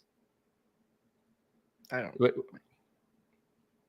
What is that? I don't understand what that means.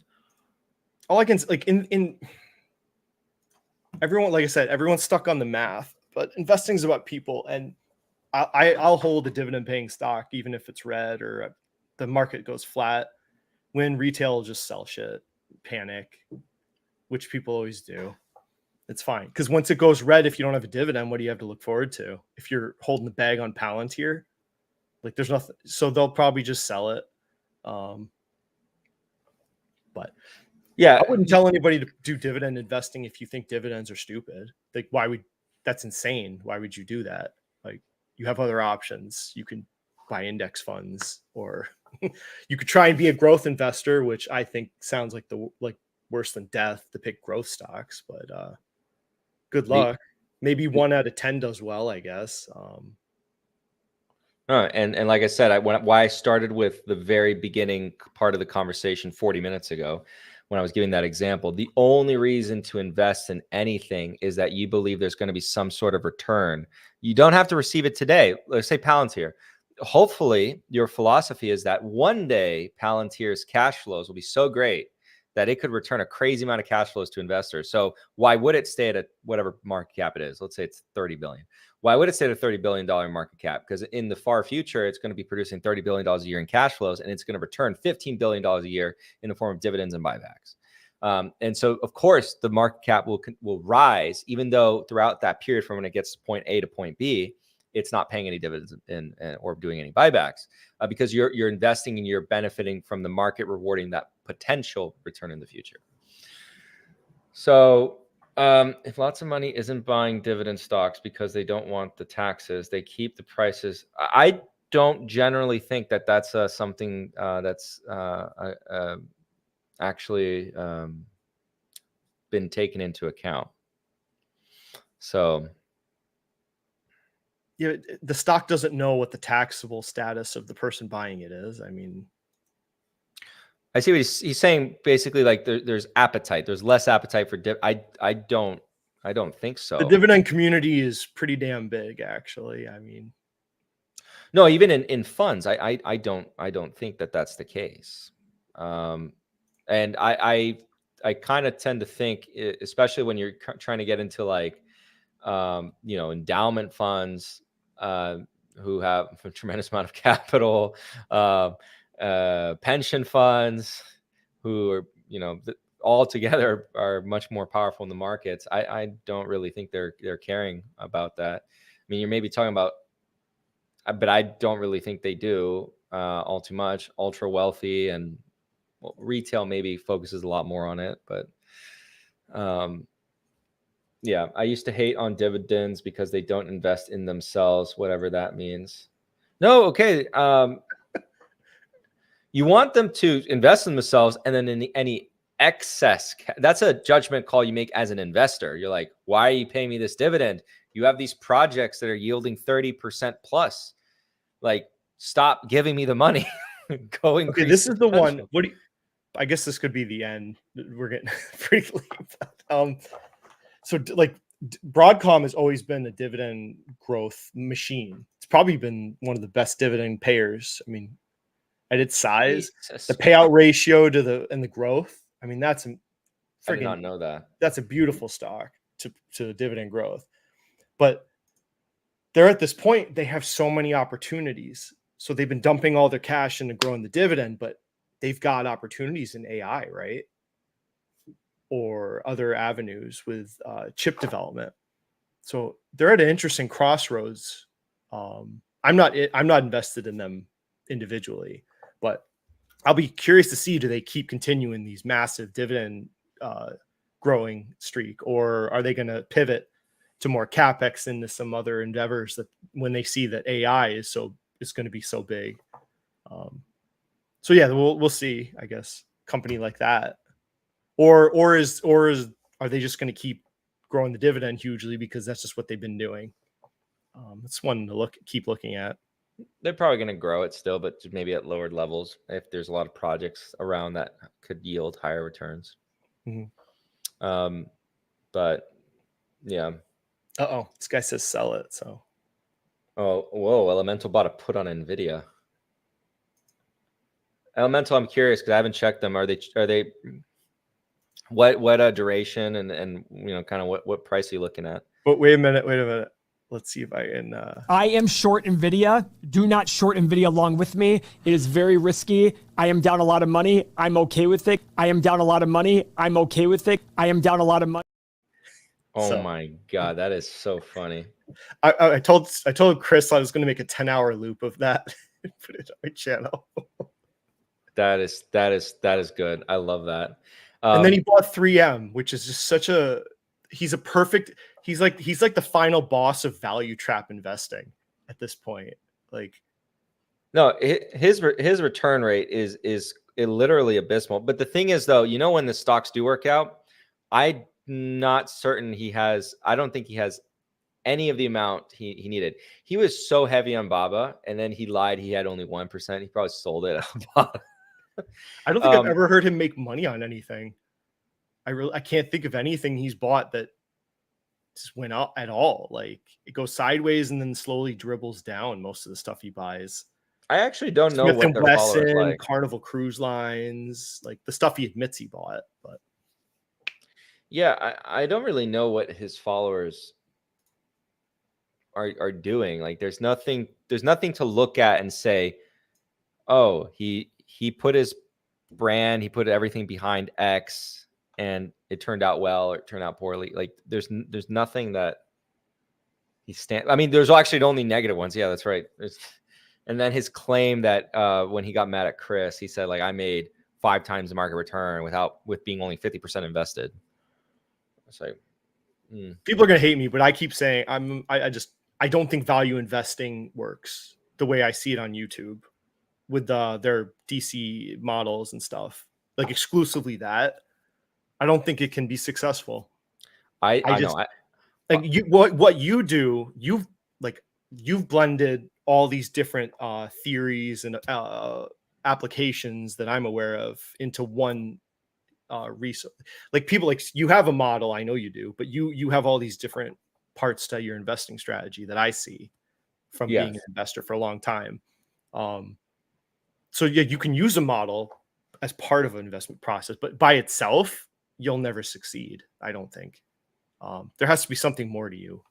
So yeah, I like to say, like, modeling, if it's designed well, modeling can be a powerful tool to help someone who knows what they're doing. That sounds like so much hubris. I feel bad saying that, but like, as if I'm claiming to know what I'm doing. I could not know what I'm doing at all. But if someone knows what they're doing and then you model alongside that and your model is well designed, it can be a powerful tool. But if in the model in the hands of someone who doesn't know what they're doing in the first place, it's kind of like giving a chimpanzee a calculator, right? And they're just going to look at it. And it's a powerful tool. It can do a lot of, like a TI Inspire. You give them a TI Inspire, it can do all calculus, and then they're not going to know what to do with it. But you give it and put it in the hands of an engineer or a mathematician, and they can solve complex problems with it. Same thing with a solidly designed model. Everything Money is a very poorly designed model being used by people who have no idea what they're doing. So the result is extremely predictable in every stock they're going to input. It's always going to be. He thinks his model is applicable to everything, and like, there's models for different types of companies. If you go to the Dean Evaluations website, he's got like 100 models for all different purposes. It's not a one size fit all. Look at Dex's comment. He wants us to check out. You want me to do it? Yeah, let's have a little laugh. Let's look at. Well, I was saying look at Southwest because he gave us the date, Okay. but you could pull up the video. Yeah. Southwest. Let's see if it. Kingdom, you know the answer to that. Of course, they would never. It's not this one, is it? 1 month ago? Oh no, they probably updated it, but June. Oh no, June is like 1 month ago, right? Sort of. YouTube. June, no, this is. Okay. No, this is their update video, 100%. Because their other one, they had another one that was 2 months ago. That was the video. So you're taking individual stock risk for 2 to 4% gain over the market, like, because they say the market returns 10% is what they're basing this on. So that's a poor. Why would you buy an individual stock to get a 2% gain over the market? Can I give everyone like a little secret? Did everyone notice? I don't really go into this too much, but did everyone notice 2021? What were my if you go back in my videos, it's not like a secret, I don't hide it, but like people don't really ask questions, but I'll bring this up now. But like, what discount rates was I using? 2021. I'll tell you the answer if no one guesses it, but it was very high. Like I get like when I bought Tractor Supply like in the 160s, I'm like, this company's going to be worth $400 or $500 a share at some point in the future. I'm not going for 4% gains. Like everything money's like, why would you do that to yourself? 4% estimated return per year. Just go by the market. But yeah, you're saying an excess current price return. Yeah, like so their first value, their low valuation would return a 10.37%. And the other one would return 28.16%.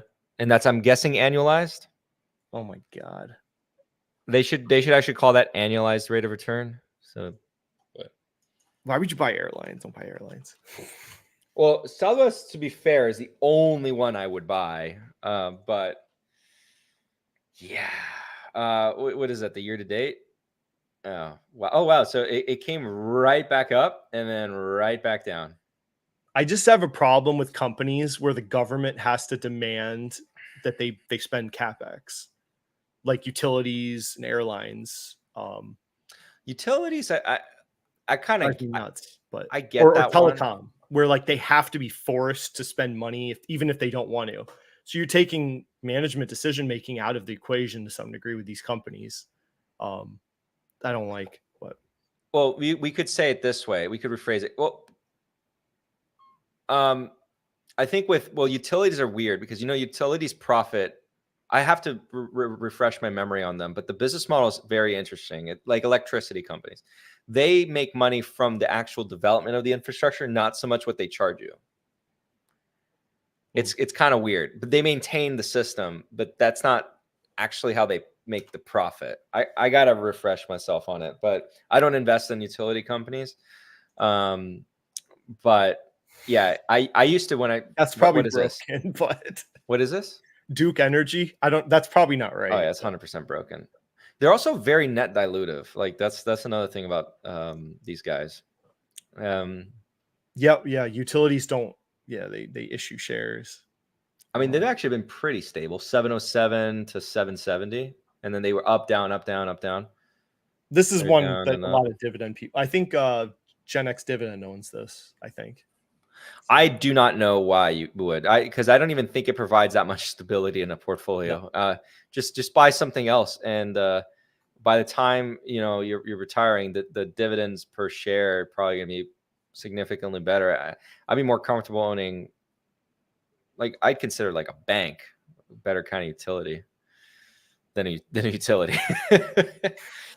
So I don't see what the point of these would be. I don't know. I see the point in you have, because it's a low beta. Well, I don't know about now because like Hawaiian Electric, there was the utility company in California. I forget their name. They also they filed for bankruptcy when the fire happened and it was their fault. You remember that one, the Californian one? No. So I'm just like, all right. So all of these guys are just like ticking firebombs.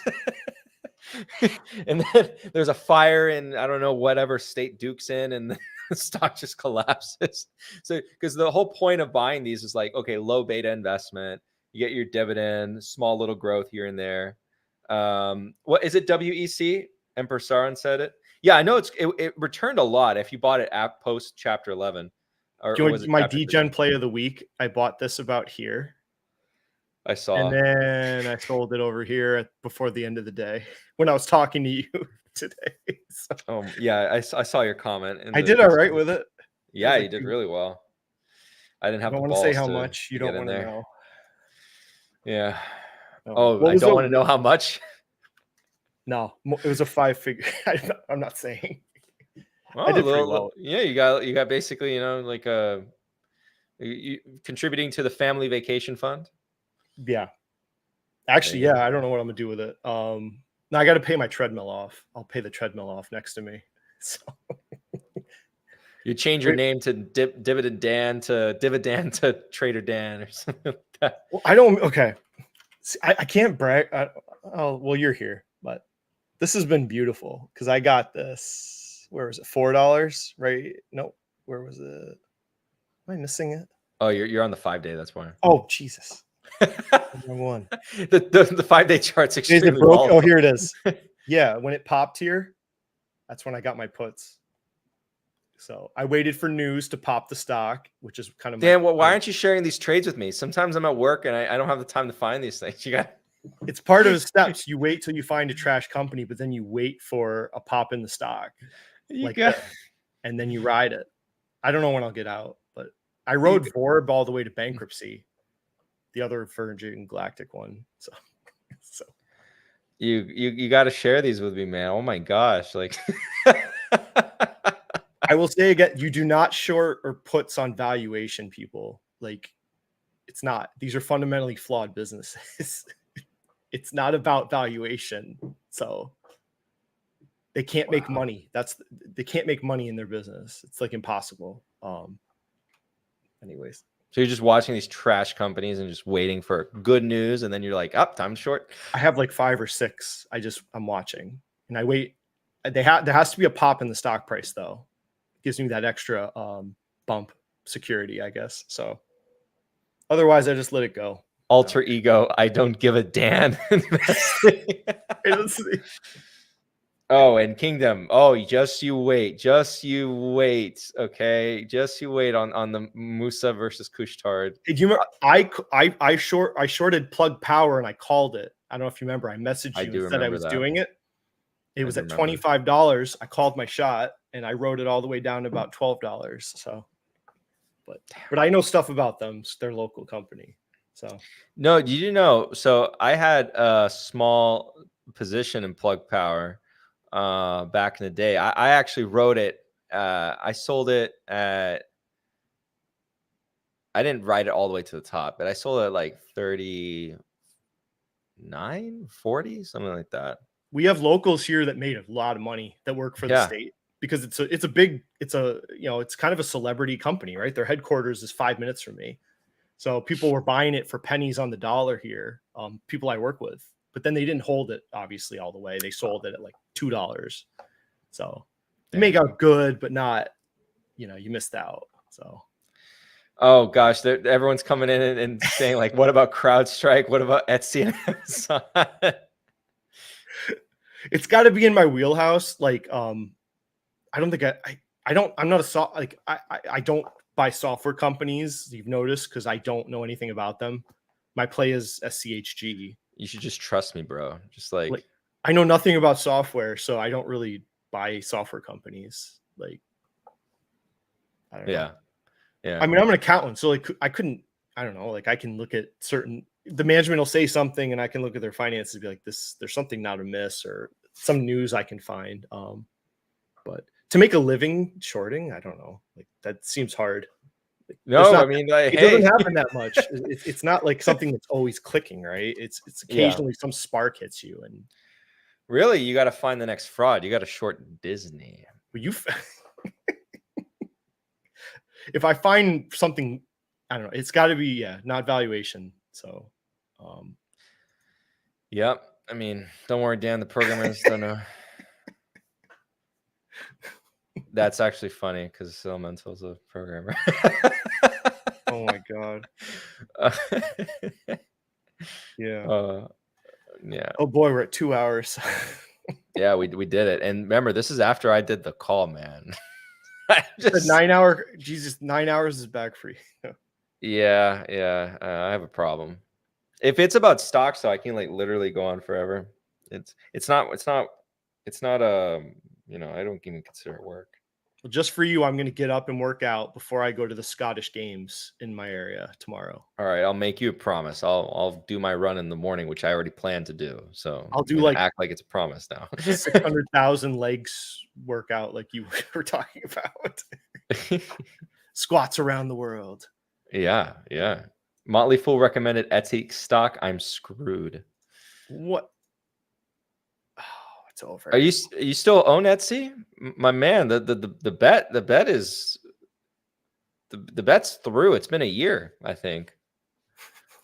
I think it's been a year. Yeah. So anyone that wants to, or anybody watching this, go join Capital Mindset if you want more of this terrible commentary. Oh yeah. So Yeah, we have fun in there. you get a BOGO deal. You get both. Fabio. I'm in there too as a mod. So Yes. And Dan does actually share with me some of his degen trades that are not so degen, and my God, like he's just made. I feel like I will never. I'll send them to you personally, but I feel like such a jerk trying to call stuff beforehand. No. Wait. Let's remember you. I and did call Nakuda. SoFi. Do you remember? I told you it was going to run up to like $10. Well, I did participate in that one because you jumped in right before me, and then Yeah. I jumped in, and then I think I got out before you. I chickened out, but I was like, it's going to run to $10, and then it'll come back, and it basically did. Yeah. So we both hate it, and then we were like, we're at a profit off it. We've made more money percentage wise in SoFi than guarantee any of you. the SoFi bulls, which is Oh my funny. god, yeah. Because when it started running from 4, I'm like, oh, it's going. And Jesus, those people. What a terrible company. The video we made, I regret nothing. It's still a terrible company. I don't care. Oh yeah, no, it's not a good bank. I want to call you out for FRC. You and McBuda. Oh my God, you guys made so much money on FRC. I did. I kept going in and out of it for like 5. People hate me for. I went in and out of it. Well, people in the community know. Yeah. So, and then Fabio sold it, and I was like, stand together, people. And then PayPal announced he was going to put money into it, and it ran again. And I'm like, yes, did it? I made money on 4 of the 5, I think. Yeah, no, I was just in awe, and I was like, Schwab called me and threatened to shut me down as a day trader because it was too many trades back to back. So, oh my gosh, that was such a funny moment in the community, like the FRC days. You and Big Buddha. That was social arbitrage trading for me, mostly because I was betting on JPOW or someone recover or coming in to seize the day with FRC, which is what happened actually. So Yeah, and then at the very end, you know what? I'm so surprised that another bank like a Goldman or American Express, they should have bought FRC. Because it was pennies on the dollar. It could have been anyone, but like American Express should have done that. You know why? Because this will be the last comment. I don't want to hold you up as we're over the 2 hours. American Express is now trying to get into the high net worth banking clients. It's like, really? my guy, you could have just bought FRC. They were there already. Yeah, what is wrong with you? Like management, I guess maybe they tried and we just don't know. And then JP Morgan offered a better deal. Maybe they had cold feet about it. Like they didn't want to get crushed or like time crunched or something. Yeah, I mean, American Express is probably like one of the only banks that I would say is a buy and hold forever. See, Bacon has like, that's why I want to change my name because I don't want to just talk about dividends. And so I was thinking of just changing it to my name, but. Oh yeah. You just change it to Dan. Yeah, that would. I'm not going to teach people the puts the way of the put. We're not doing that, but. So, oh God, these comments. All right. Well, I guess we'll cut it off. So All right. when's the next something 2 weeks from now? Next live Fabio live stream? Oh man, I want to do it sooner rather than later, but hopefully I can plan one out. I've been trying to calm down with work because as I'm in the transition from the current role to a new role, and then so things are calming down for me as I kind of just go off projects. They negotiated that I stay a little bit longer, which is fine, and it extended my stay here by about a month, which is fine. Jesus. You know, yeah, but you know, it's fine. The negotiation, obviously, it was because they gave me an offer and I said yes to the offer for the temporary stay, the extension to help out with certain things. And then the next opportunity was completely understanding of it, and so that actually aligned my. So I'm gonna have like a 10-day instead of a month window. I'm gonna have a 10-day window where I'm not gonna be a full-time YouTuber, unfortunately. So I'm sorry, everyone, I can't be a full-time YouTuber. So I'll be. No, I thought I was gonna have a month of being a full-time YouTuber. Nope, I'm gonna have 10 days maybe, and that's I'm gonna be traveling, getting everything moved in and stuff, moved out and then moved in. Do you want to answer this or? Wait, what? Schwab called you. Is that because you have to aid by certain rules? The day trading rule? Yeah, you got to have over $25,000 in an account. Otherwise, you get called as a pattern day trader, and they will literally put a freeze on your account. Not that you can't move money, but you won't be able to trade in and out of stocks for after 3 business days. Like you'll have to wait for your money to settle and stuff. Yeah, I don't keep that much in my trading account. So yeah, and then there's like settlement times. If you're going in and out, you're going to get in trouble. Net worth exposed now. Don't you have to have level 2 to not have that problem, right? Day Level traders have level 2 trading or something. 2. Or they pay a fee. I don't know. I'm not a day trader. No. I don't have that experience after 20. Actually, I saw one in my business broker because my BIAs are so weird. BIAs are under completely different rules, and I'm not too much of a fan, but it's fine because I'm mostly just long and holding and not really doing anything crazy. But like BIAs are a little strange. Like you can't have leverage in multiple accounts, only in one account. They'll only extend you leverage. Oh shoot! Even though you'll have multiple accounts, but in a personal, that doesn't apply. Oh, very final thing. Swear to God, no one asked a question after this. But what do you use for your high yield savings? Me, it's my local community bank. They have money market accounts. Oh, okay, so it's money market funds and stuff. Yeah. You get high yield. Okay, cool. I didn't do an internet bank. I did Marcus for a little while, and I got annoyed for how long it took to do transfers between that and USAA. It was taking really long, and so I closed it. I'll never know what USAA is like, sadly. You know, apparently people are pissed at them right now, saying they're in trouble. But boo USAA because they won't accept me as a customer. I think it's the best internet bank. No, I know. Bacon always hypes them up to me. Bacon's like, the best thing about being a veteran is USAA. I'm like, wow, really? That's the. I don't really care about what the bank offers me, percentages. I just want them not to say no to me ever. Like USAA doesn't say no if I ask for something. So I value that more than SoFi paying an extra 1% interest, I guess. So yeah. USA is not publicly traded. Don't play with me like that. That would be really weird. Yeah. They're membership owned, actually, so I get profit sharing from them. They're a community bank, right? How much yield are you getting at that local bank in the money market? 5. It depends on how much you put it. You're in like 3%, maybe. I think 3%. Why aren't you going for those internet banks that give you like Apple Savings gives you like 4?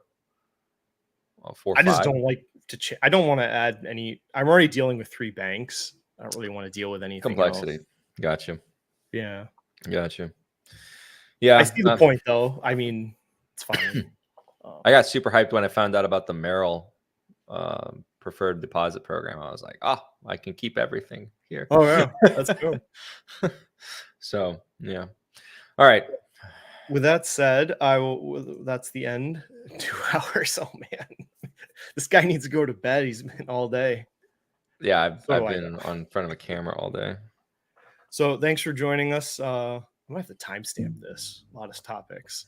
So thanks for watching. I'll see you later. I want you to tell all your friends about me. What are you? I'm Batman.